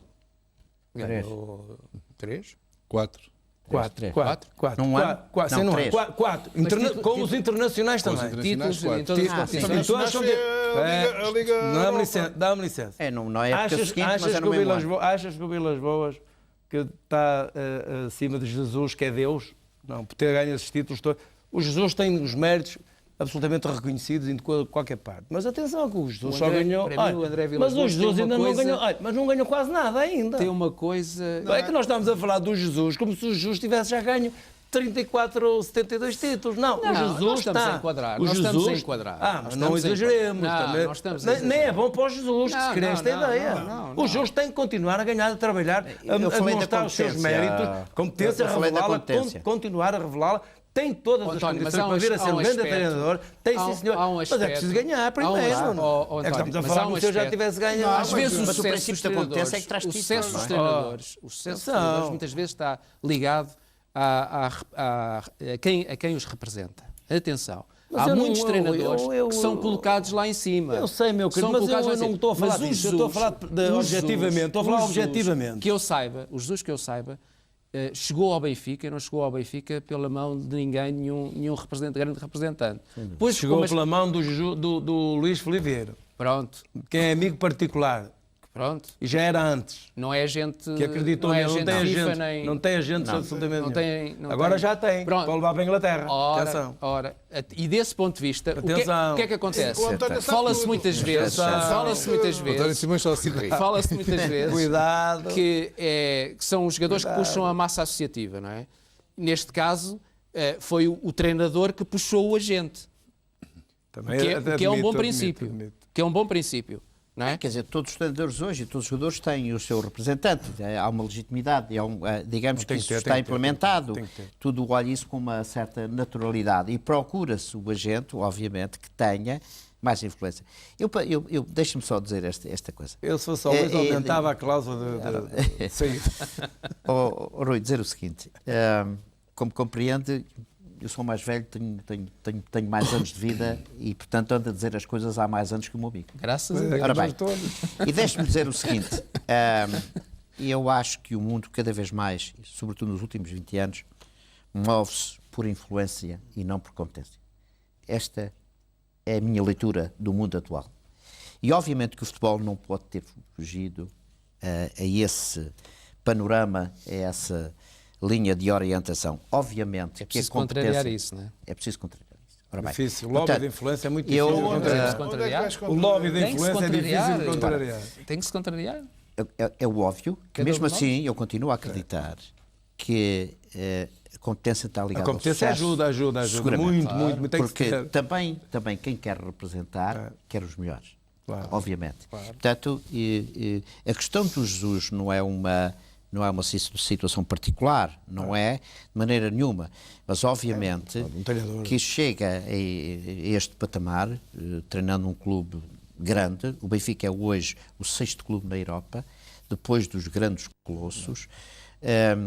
O Benfica tem hoje condições extraordinárias para se implementar no mundo inteiro, em mercados emergentes, no qual o Benfica já está a trabalhar nesse sentido, com uma visão de uma equipa que trabalha extraordinariamente bem. Isso eu não tenho dúvidas do que é que se está a passar no clube, que eu vejo que o Benfica, com este andamento, sem querer ser arrogante de maneira nenhuma e gostar muito de jogar em Portugal, o Benfica começa a ter uma dimensão global, não só nos aspectos desportivos, mas noutros, em que tem que se expandir.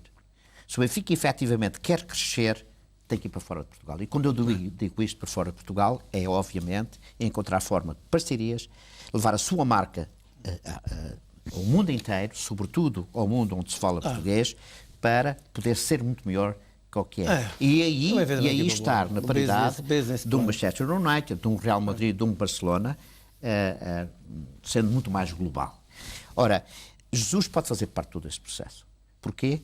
Porque é competente e pode dar títulos. E é com títulos que se faz crescer um clube, sobretudo na área financeira, na área económica ou financeira. Mas eu, só para acabar ali, muito rapidamente, o desafio do António Oliveira, em relação ao André Vilas, o André Vilas Boas é o exemplo típico do treinador que tem um determinado percurso, mas que pensou sempre pela sua cabeça. Nunca esteve à espera deste ou daquele. Aliás, a relação que o André Vilas Boas estabeleceu com o Porto é paradigmática desse ponto de vista. Em muitos momentos, ele tomou as suas decisões, as decisões que tinha que tomar em termos da definição da sua carreira, independentemente das influências, independentemente de A ou B achar isto ou aquilo, quando achou que tinha que sair, saiu. Não é? Todas as decisões que tem tomado é de uma pessoa independente, é de uma pessoa que, pertencendo ao futebol, não age de acordo com a corporação, age de acordo com a sua consciência e segue o seu caminho. Eu acho isto é um grande exemplo. Eu conheço bem a pessoa, conheço bem a sua índole, conheço muito bem, meus senhores, vamos avançar, vamos olhar para o Futebol Clube do Porto, que hoje perdeu frente ao Olhanense no Algarve por 2-1. A 7ª derrota do Futebol Clube do Porto nesta Primeira Liga. Diga-se que esta semana Ricardo Quaresma foi o rosto da desolação portista. O extremo disse a seguinte frase, que passo a citar: com grande tristeza, pela primeira vez não ganho títulos com esta camisola, acabámos a época de rastros, mas temos a obrigação no futuro voltar a ganhar e dar alegrias aos nossos adeptos. António Oliveira, e daquilo que se passou também hoje a Sul com a 7ª derrota do Futebol Clube do Porto, é uma equipa que termina muito mal uma época desportiva. Evidentemente que termina. Então, o Futebol Clube do Porto não é uma equipa para ficar em segundo, mais em terceiro ou em quarto, é esta distância pontual das equipas, dos seus rivais. Evidentemente que esta é uma época de grande desilusão, é uma época que temos que assumir como sendo uma época de maus resultados. Portanto, eu diria, para não se bater muito nesta tecla, que o Porto realmente está a atravessar uma fase não de ciclos, de fim de ciclo, mas de ciclo de menos derrotas, isto é um ano em que é menos conseguido em relação àquilo que tem sido as épocas anteriores do Futebol Clube do Porto. Todos nós temos uma grande esperança e uma grande confiança no Presidente e no seu staff, mas principalmente no Presidente, que é aquele que, quando assume as rédeas, quando assume os projetos, quando assume as suas responsabilidades, como só ele sabe fazê-lo, e acreditamos que ele seja capaz de ter a competência para reverter esta situação e que, como disse no início da conversa, o Futebol Clube já passou por ciclos desportivos menos bons, conseguiu sempre no ano seguinte formar grandes plantéis e fazer grandes épocas e recuperar aquilo que podemos considerar perdido em relação a esta época. Eu confesso, e até adiantei um pouco mais daquilo que provavelmente será o que os esportistas querem ouvir, tenho alguma dificuldade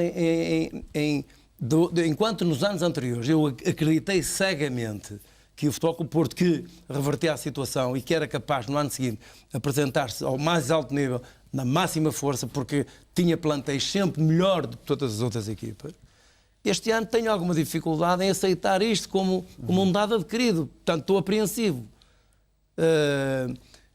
No entanto, não deixarei de ter confiança no Presidente e na sua sabedoria e como todos os esportistas, aguardar calma e serenamente que as coisas sejam bem feitas e que o Porto seja capaz de se reequilibrar, de se reinventar e de criar uma equipa forte, portanto, tão forte quanto a do Benfica e do Sport. Dá, entre aspas, mais um ano de folga a esta direção? Não é uma questão, não pode colocar os termos assim, até porque esta direção tem um mandato que não sei se vai se tem mais 3 ou 4 anos quando a opção. Portanto, a questão não se coloca aí, já sei onde é que o amigo maliciosamente quer chegar, mas não vá por aí porque eu fui professor nessa universidade.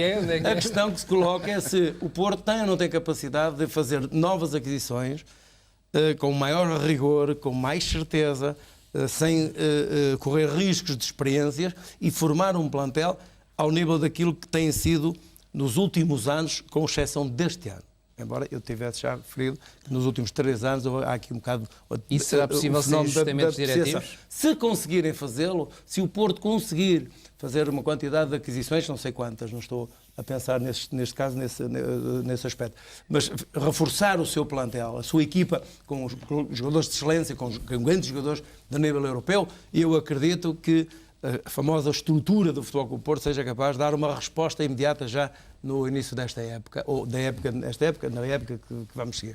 Se não conseguir, o Porto vai ter de se habituar a sofrer novamente, porque não acredito que com este plantel, não acredito que com este plantel que o Porto tenha capacidade e competência, não tenha capacidade e competência para ombrear, para nivelar com o Benfica e com o Sport, mas principalmente com o Benfica nesta altura. Entretanto, vou pedir um comentário a todos relativamente a uma notícia que surgiu esta semana na imprensa. Manuel Fernandes, posso começar por si. A notícia dizia para a Paris Saint-Germain que é levar Antero Henrique, franceses procuram um novo diretor desportivo. Admirado? Naturalmente que estou.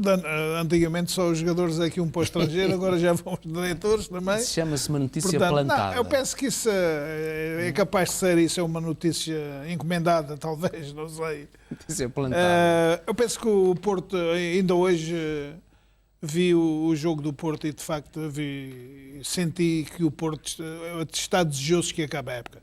Inclusivamente o próximo jogo com o Benfica, o Porto vai, de certeza que sabe que o Benfica vai jogar com as segundas equipas e eu tenho quase a certeza que o Porto também o irá fazer. Se não com as segundas, vai fazer... porque há jogadores que já não têm cabeça para pensar. Eu hoje vi aquele rapaz, um ponta de lança, que é um ponta de lança de excelência. Eu gosto mesmo daquele ponta de lança. O rapazito não sabe o que é que há de dizer. Quanto mais jogar. A cabeça dele, eu não sou... E ainda hoje lhe fizeram uma pergunta... Mas ele disse que... ele disse final da época demasiado penoso e a verdade é que não tivemos o sentido de união que precisávamos para ganhar. Naturalmente. Não, mas quem viu hoje o Porto jogar diz que de facto aquilo já não é nada, mais vale acabar já.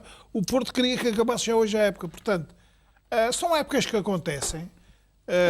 Houve a superioridade do Benfica e do Sporting em relação ao Porto este ano, mas eu estou convencido que o Porto na próxima época, mas também estou sempre a ler nos jornais que vai sair dos melhores jogadores do Porto vão sair, quer dizer, se tem que reforçar para aqueles que não são os melhores jogadores. Se os melhores vão sair, tem que reforçar também aqueles que são melhores também para sair. e, portanto, isso Tem vai lógica, custar muito dinheiro. Tem lógica. Tem lógica, não é assim? Então, se vai sair os que são bons e os que não prestam ficam lá. Então tem que ir buscar, tem que gastar dinheiro duas vezes. Tem que gastar daqueles que ficam lá e dos bons que são vendidos. Portanto, isso é um bocado... Mas eu penso que na próxima época é outra época e tudo pode ser diferente. Penso que há uma coisa que o futebol vai ganhar. É que neste momento já não são só duas equipas a lutar pelo título. São três. Ao contrário daquilo que o presidente do Braga disse uma vez, que queria que o Braga já queria pôr o Braga à frente do Sporting. Foi durante o mandato de Godinho Lopes. Mas nunca podia pôr o... Ele nunca podia dizer uma coisa dessas. Mas estava a falar das Nunca podia dizer uma coisa dessas porque o passado do Sporting é muito grande e, portanto, o Braga... Eu sou do tempo que... Eu sou do tempo... Ele não estava a referir ao jogador... Eu sou do tempo que o Braga levava 8-1 em Alvalade. Por isso é que há muita gente do Braga. Foi o clube que eu marquei mais golos na minha carreira. Foi o Braga. E depois a verdade é que... Inclusivamente... Depois a verdade é que António Salvador foi visitar o Museu do Braga. E depois, inclusivamente, acabei a minha época no Vitória de Setúbal, fui a Braga e empatei 2-2, 2 golos meus. Mas ao Braga não é só tu marcar os golos, não vamos desviar. Rui, comentário, já ouvi aqui dizeres que esta é uma notícia plantada, esta da eventual ida de Antero Henrique para o Paris Saint-Germain. Eu acho que isto resulta um bocadinho das divergências que estão instaladas no Futebol Clube Porto. Eu não tenho nenhuma dúvida de que isso está a acontecer. Aliás, não é de agora que começa a haver alguma dissensão no Futebol Clube Porto. Nós temos que nos lembrar que, a nível diretivo, Fernando Gomes, que hoje é o Presidente da Federação Portuguesa de Futebol, saiu do Futebol Clube Porto. Tivemos agora Angelino Ferreira, que também saiu do Futebol Clube Porto. Portanto, significa... É assim, a lógica, do ponto de vista histórico, a lógica aponta para que, sempre que o Porto perde um campeonato, recupera na época a seguir. Desde que Pinto da Costa é o presidente do Porto, isso só não aconteceu uma vez. Foi aquele ciclo em que o Sporting ganhou 2 vezes e o Boa Vista ganhou. Nos outros todos, nos anos desde 82 a 83, o Porto, sempre que perdeu um título, conquistou na época a seguir. Agora, o que eu acho é que o modelo do Porto está esgotado. Este modelo do Porto, que foi um modelo que deu sucesso, deu visibilidade ao Porto e que foi muito importante para a afirmação do Porto no futebol nacional e internacional, está esgotado. O modelo ou as pessoas? O modelo que tem a ver, naturalmente, com as pessoas, que tem a ver também com a erosão dos projetos, tem a ver também com... Pinto da Costa já não é a mesma pessoa, independentemente, enfim, dos seus méritos, e toda a gente lhe reconhece em termos daquilo que foi a afirmação do Futebol Clube Porto nos últimos anos. Agora, o modelo está esgotado. O modelo está esgotado. Porque há aqui também uma questão que está associada não apenas ao modelo de negócio atual. O Porto tem que dar novas respostas. Que isso é importante. Claro, o Futebol Clube Porto, perante o modelo atual de negócio, tem que dar novas respostas. Já não podem ser as mesmas. Exatamente. Não é só a questão do Porto. Isto, aliás, é válido para todas as sociedades anónimas esportivas e para todos os clubes. O atual modelo de negócio exige novas respostas. O fair play financeiro, que vem aí devagarinho, mas vem. E não tem rosto. Está a obrigar também os clubes a ajustarem-se do ponto de vista daquilo que é a sua estrutura de custos. Exatamente. A estrutura de custos do Futebol Clube Porto foi sempre muito pesada. Muito pesada. E chegou-se a uma altura em que o Porto, para fazer a sua revolução interna, precisa daquilo que neste momento não tem. Investidores. E não sei até que ponto é que nós não vamos passar uma nova fase, nós, futebol português, não apenas futebol português, não apenas Futebol Clube Porto, com a entrada de investidores estrangeiros. Mas não é outra solução. É que isto está de tal maneira, que, no caso do Futebol Clube Porto, já percebemos que não bastou que não bastou, para resolver a sua situação económica e financeira, não bastou estar permanentemente na Champions, fazer vendas do arco da velha, é mesmo assim. O Futebol Clube do Porto, em termos de vendas nos últimos anos, é um clube que tem sido dado como exemplo, um campeão de vendas. Ora, se isto não chega para, no fundo, compensar uma estrutura de custos elevadíssima, o que é preciso fazer mais? Ou, por outro lado, o que é que correu mal? Portanto, eu acho que há aqui uma questão que também tem a ver com as competências. Isto é, o Porto, por isso é que comecei por dizer que o futebol gera-se a duas velocidades. Não é por acaso. O Porto, por exemplo, hoje fez jogar o Tozé e fez jogar aquele rapaz belga, nascido no Conga, Kayambé, que vem da equipa B e que foi contratado há uns meses. Mas, na verdade, nos últimos anos, o Porto não consegue alimentar a equipa principal. E este é um problema, que tem a ver com as competências. Mas este pode ser um sinal do que poderá vir para o ano? Eu acho que é curto. É isso que eu estou a dizer. Acho que a piscina esvaziou de tal maneira que este plantel tem que ser profundamente remodelado. Este plantel do Porto não chega para as ambições do Porto. Tem que ser profundamente remodelado. E, ao mesmo tempo, eu não estou a ver que o produto da política de investimento no centro de estágio do Olival, por exemplo, tenha sido estabelecido com competência. Porque se tivesse sido feito com competência, os valores tinham que ter emergido. E não emergiram. Portanto, o Porto tem ali um centro de estágio do Olival para mais 40 anos. Para mais 40 anos. Não nos esqueçamos que aquele centro de estágio do Olival depois é uma questão de reformulação do conceito, se aquilo ainda está atual, daqui a 40 anos, se ainda faz sentido continuar a trabalhar ali. Daqui a 40 anos o Porto vai ter esse problema, mas tem um problema atual, que é o que é que se está a fazer nos últimos anos ao nível de alimentar a equipa principal do Porto e o que é que falhou. Portanto, há aqui problemas de competência. Depois há uma questão política,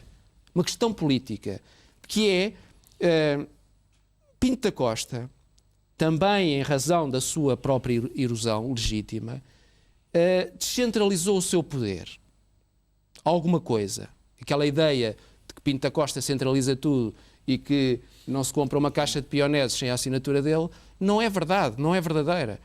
Ele, nos últimos tempos, também em função, enfim, da sua condição física, etc., da sua saúde, teve que descentralizar. E descentralizou, acima de tudo, na figura de um homem chamado Antero Henrique, que está a ser contestado, neste momento, internamente, e à volta do Futebol Clube do Porto, algumas forças vivas do Futebol Clube do Porto, aquelas que foram sempre protegidas pelo seu presidente, estão a contestar exatamente porque perceberam que o plantel não chega, que as opções feitas em relação ao plantel não chegam e, portanto, não houve competência. Ora, alguém tem que pagar o tributo dessa situação.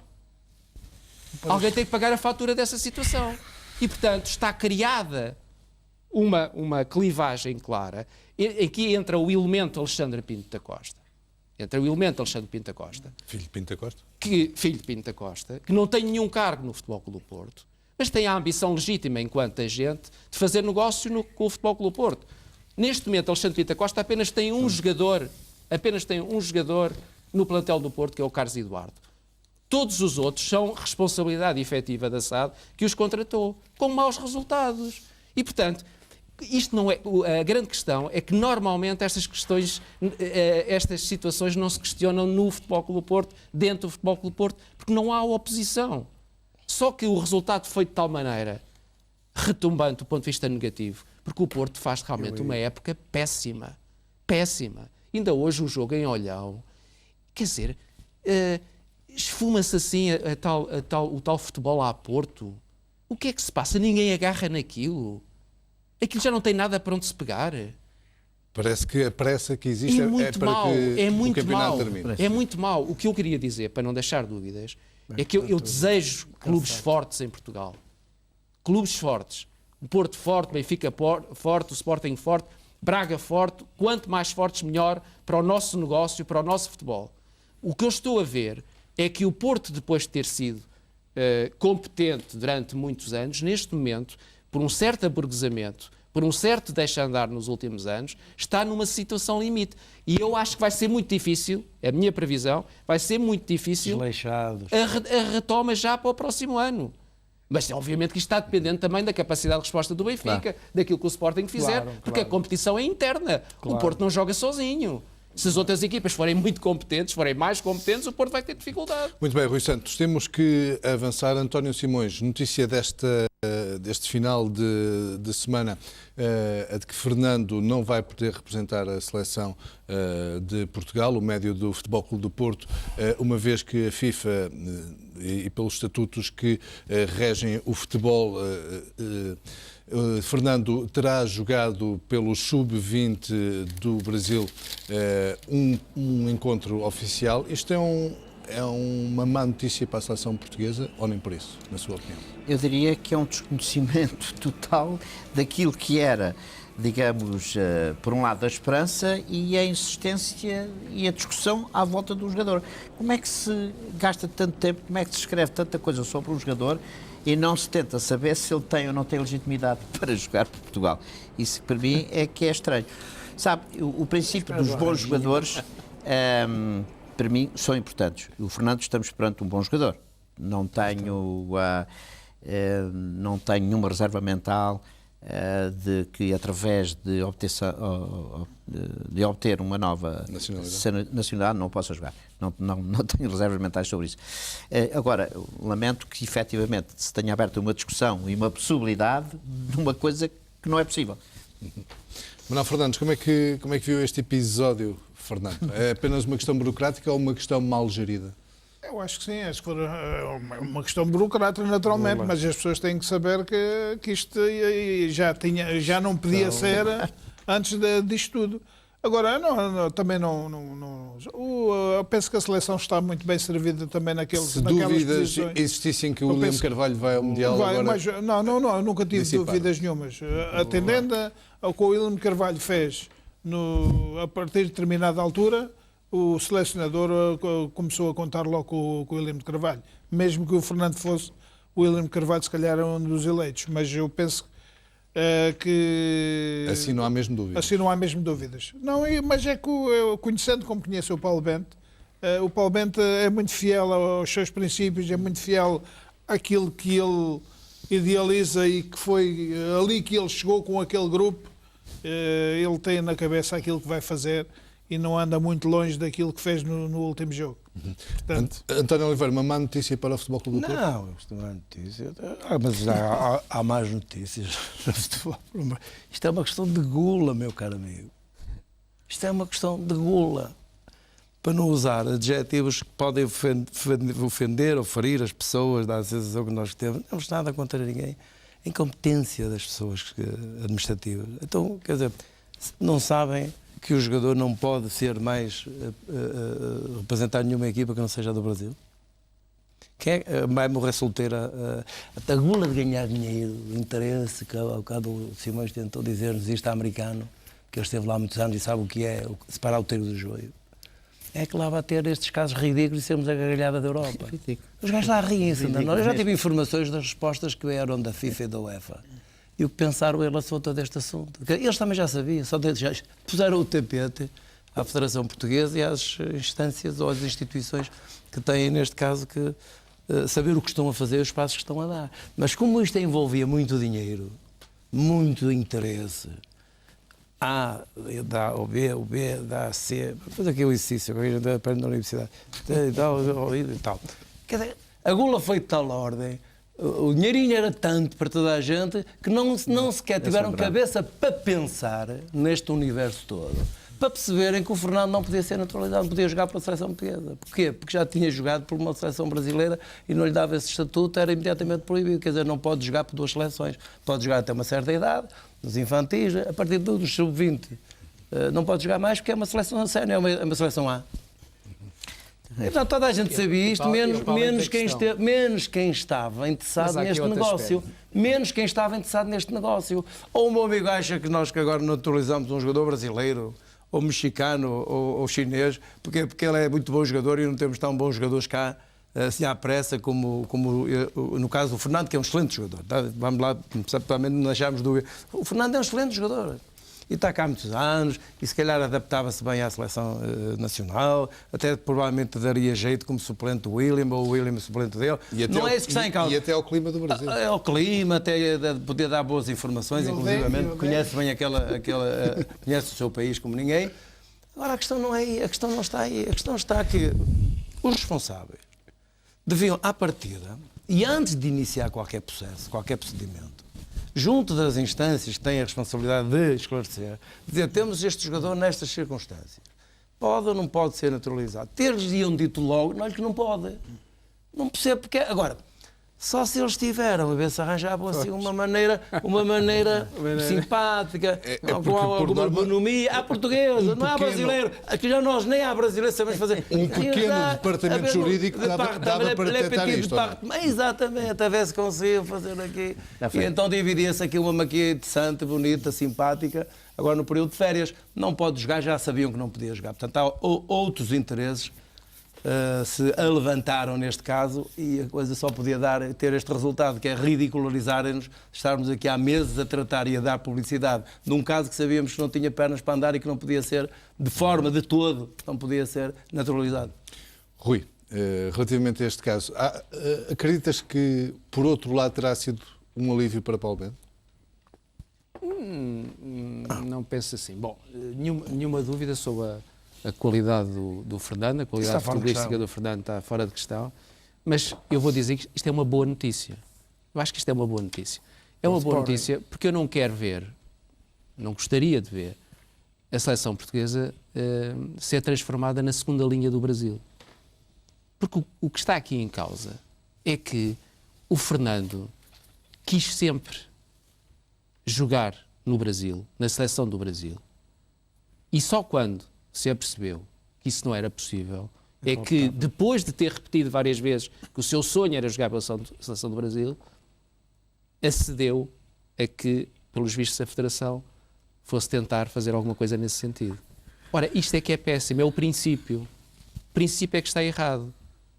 Porque se nós estivéssemos perante um jogador brasileiro, há muitos anos em Portugal, que tivesse revelado sempre a sua preferência pela seleção portuguesa, que tivesse revelado outras questões de proximidade com Portugal, em termos de exceção, sim senhor. O que é que a Federação Portuguesa de Futebol fez? Quer dizer, eu acho que aqui estamos numa situação de uma intervenção da UEFA. A FPF foi intervencionada pela UEFA porque acreditou sempre que era possível uma coisa que não era. Claro. Portanto, fica mal a Federação, mas o princípio é que está errado. O princípio é que está errado. Que é esta situação nunca se devia ter posto. E a Federação Portuguesa de Futebol é que tinha a obrigação de ver isto exatamente da maneira como se deveria observar estas coisas. Todos são amigos, almoçam, jantam sempre juntos. Mas na verdade, como diz o António, tinham-lhes dito logo não. Como diz o António, e extrapolando um bocadinho, isto resulta do negócio. As seleções nacionais transformaram-se também num negócio, fazem parte do negócio. E o Fernando acabou por querer a seleção nacional na ótica do negócio. Mais nada. O que eu acho é que a Federação Portuguesa de Futebol não deveria alinhar nestas situações. Porque, se for assim, na verdade, nós temos condições em nos transformarmos na segunda linha do Brasil. Claro. Muito bem, meus senhores, o nosso tempo está a esgotar-se, ainda temos que falar do Sporting, obviamente, mas antes e muito rapidamente, António Simões, sei que quer de alguma forma repor um comentário que lhe foi dirigido, dou-lhe a oportunidade de antena, muito rapidamente. Muito obrigado. Muito rapidamente dizer-lhe o seguinte, eu só o faço porque fui visado e porque tem a ver com o programa que nós aqui fizemos a semana passada, em que eu afirmei, consciente e, se me permitem, com um capital de experiência, que considero, digamos... a questão dos penaltis. Não é adequado, digamos que não está enquadrado naquilo que é o meu conceito de futebol, em que os penaltis tenham que ser considerados uma lotaria. Ouço isto muitas vezes e confesso que não estou de acordo. É um gesto muito importante, que se treina, é um gesto que há uma escolha, há um critério para escolher e designar esses jogadores. E, portanto, por isso, eu quero aqui, digamos, ratificar e contestar aquilo que foi a opinião do senhor José António Saraiva, em que afirma que o futebol é um jogo de sorte e azar. Textualmente. E está aqui e faz-o, diz ele, com alguma estima. Também é com alguma estima que eu lhe quero dizer, e numa fase que vamos entrar em várias finais, em que possivelmente algumas delas serão decididas através das grandes de penalidade, e a propósito, e sem querer alimentar polémica, com certeza, e dizer-lhe que passa em modéstia, em matéria de futebol, nesta pessoa intelectualmente evoluída, se me permite, eu considero-me intelectualmente muito mais capaz do que esse senhor para falar sobre esta questão. E dizer que tive um colega chamado Eusébio, que marcava as grandes penalidades, que raro dia as não treinava. Treinava sempre. Porquê? Porque, de facto, requer uma vocação e um treino muito rigoroso para não falhar. Sabe que quando o futebol, que é considerado uma arte, e o é, seguramente, quando se quer dizer que o futebol é sorte e azar, bom, se me permitem, eu gostaria, por exemplo, de amanhã ter a possibilidade de construir uma equipa, na baliza eu punha sorte, de certeza absoluta. Okay? À direita eu punha um bocado de azar, porque às vezes os centrais poderiam se tornar videntes, como isto é uma sorte e azar, e um bocadinho para a astrologia, olhava um bocado as estrelas, punha aí umas estrelas a jogar lá na frente, e então isto estava feito. Ora bem, são estas pequenas coisas que às vezes, porque isto depois tem um outro problema, João, que é, digamos, isto é alienatório e influencia as pessoas de falar sobre futebol. Eu acho que este programa e outros, sobretudo em que tenho aqui Manuel Fernandes e Oliveira, que também jogaram, sabem perfeitamente quanto isto pode ter uma influência antipedagógica naquilo que deve ser a valorização de uma arte que é um jogo de futebol. Eu só falhei o penalti na minha vida. E no final do penalti ter falhado, que depois na recarga foi emendado e fez de um golo. Exatamente, que me perguntaram, falhou o penalti. Eu só tive o azar de ter um grande guarda-redes que defendeu o meu penalti. Mas depois tive a sorte do Romeu emendar e fazer o golo que deu a vitória. É contra o Sporting, curiosamente. Tive o azar de ter um guarda-redes que defendeu o penalti. Muito bem, olhemos nesta reta final, Manuel Fernandes, para o Sporting, que empatou a 1 com o Nacional na Chopana. Um jogo em que a exibição ficou além das expectativas. Faltava Marcos Rojo, faltava também Adrián. Coloca-se a questão, e continua a colocar-se a questão, ainda esta semana estive na conferência de imprensa do Leonardo Jardim, da questão da renovação. Acredita que é uma falsa questão? Eu penso que sim. Eu acho que é melhor falar nisso até do que o próprio jogo. O jogo foi um resultado justo, foi um jogo daqueles jogos que não interessava a uma nem outra equipa, mas esta semana ouvi as declarações do presidente do Sporting e as declarações do Leonardo Jardim, do treinador. Portanto, há sempre a expectativa, nós como sportinguistas estamos sempre na expectativa em termos da renovação do treinador. Eu penso que isso, o treinador tem mais um ano de contrato e julgo que ele irá cumpri-lo, se não ficar mais tempo, isso já é um problema da direção e um problema dele. Mas em relação à equipa, isso aí é que eu fiquei satisfeito de ouvir o presidente dizer que o William de Carvalho não ia sair de certeza, mas eu diria mais, eu diria que... Mas não disse que o coisa não sai. Eu diria mais, eu diria que numa equipa destas, a estrutura que o Sporting tem neste momento, eu não vendia o Rui Patrício, não vendia o William de Carvalho, não vendia o Rogo e não vendia o Adrián. É uma estrutura forte para o futuro do Sporting. E o Sporting... Nem o Slimani. Isso arranja-se soluções. Agora, a estrutura do Sporting é importante ter 3 ou 4 jogadores que joguem. Mas é importante também existirem segundas linhas de qualidade. Era isso que eu ia dizer, mas isso, por exemplo, o Sporting este ano jogou com uma base que jogou sempre da mesma forma. A base que não mexeu nunca foi Rui Patrício, Cedric, Maurício, Rogo, Jefferson, William e Adrián. O resto mexeu tudo. O resto teve sempre a mexer porque é sinónimo de que para se chegar um ao outro não há problema nenhum. Mas também o Sporting tem muitos extremos, não é? Sim, mas eu penso que aquilo que o Leonardo Jardim diz é de facto que precisa, para jogar numa Liga dos Campeões, para jogar num campeonato onde vai discutir o título. Para o ano o Sporting, à partida, pode não ganhar, se ficar em segundo, se calhar até os Sportingistas ficam satisfeitos, mas tem que assumir o título. Agora, neste caso, eu penso que o Sporting vai ser uma equipa, vai ter 2 jogadores para cada lugar. Vai ter 2 jogadores. Vai ser com quem? Com o Jardim ou com... Com o Jardim. Com o Jardim ou sem Jardim? Com o Jardim. Estamos mesmo na reta final. Há um jogador que eu sempre gostei deste jogador. Eu não sei como é que está a situação dele do Sporting, se é jogador do Sporting, se tem pouca percentagem do passe, mas que era um jogador com uma qualidade extraordinária. E de todos os que foram emprestados, é o jogador que se impôs categoricamente numa equipa como o PSV e titular da seleção da Colômbia. Portanto, o Arias, eu não sei se ele é jogador.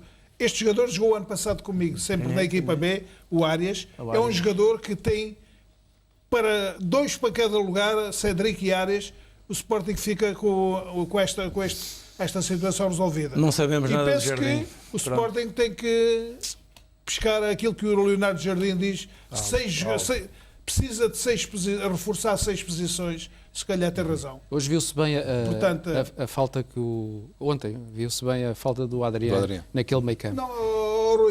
A capacidade de pressionar perdeu-se. Este Magrão, eu não sei onde é que foram buscar este Magrão. Este Magrão faz-me lembrar os flops que o Sporting andou a alimentar durante uma série de anos. Não percebo. Quer dizer, na lógica das competências, dos jogadores certos, etc., não percebo este Magrão. O que é fundamental é buscar um número 10 com... Mas afinal, você desculpe lá, João, antes, não me confirmou se esta notícia do Porto, do Assado, do Antero, se é verdadeiro ou não, ou se é para chamar a atenção de alguma coisa. Ninguém me disse houve confirmação ou não. Não houve confirmação ainda. Não. Meus senhores, o nosso tempo terminou mesmo. Temos que fechar. Teve apenas para dar conta do resultado final do televoto. A questão é quem vai ganhar a Liga Europa. Ora, otimismo total relativamente ao Benfica. 78% considera que será o Clube da Luz. 22% considera que será o Sevilha. Foi o play-off. Até para a semana.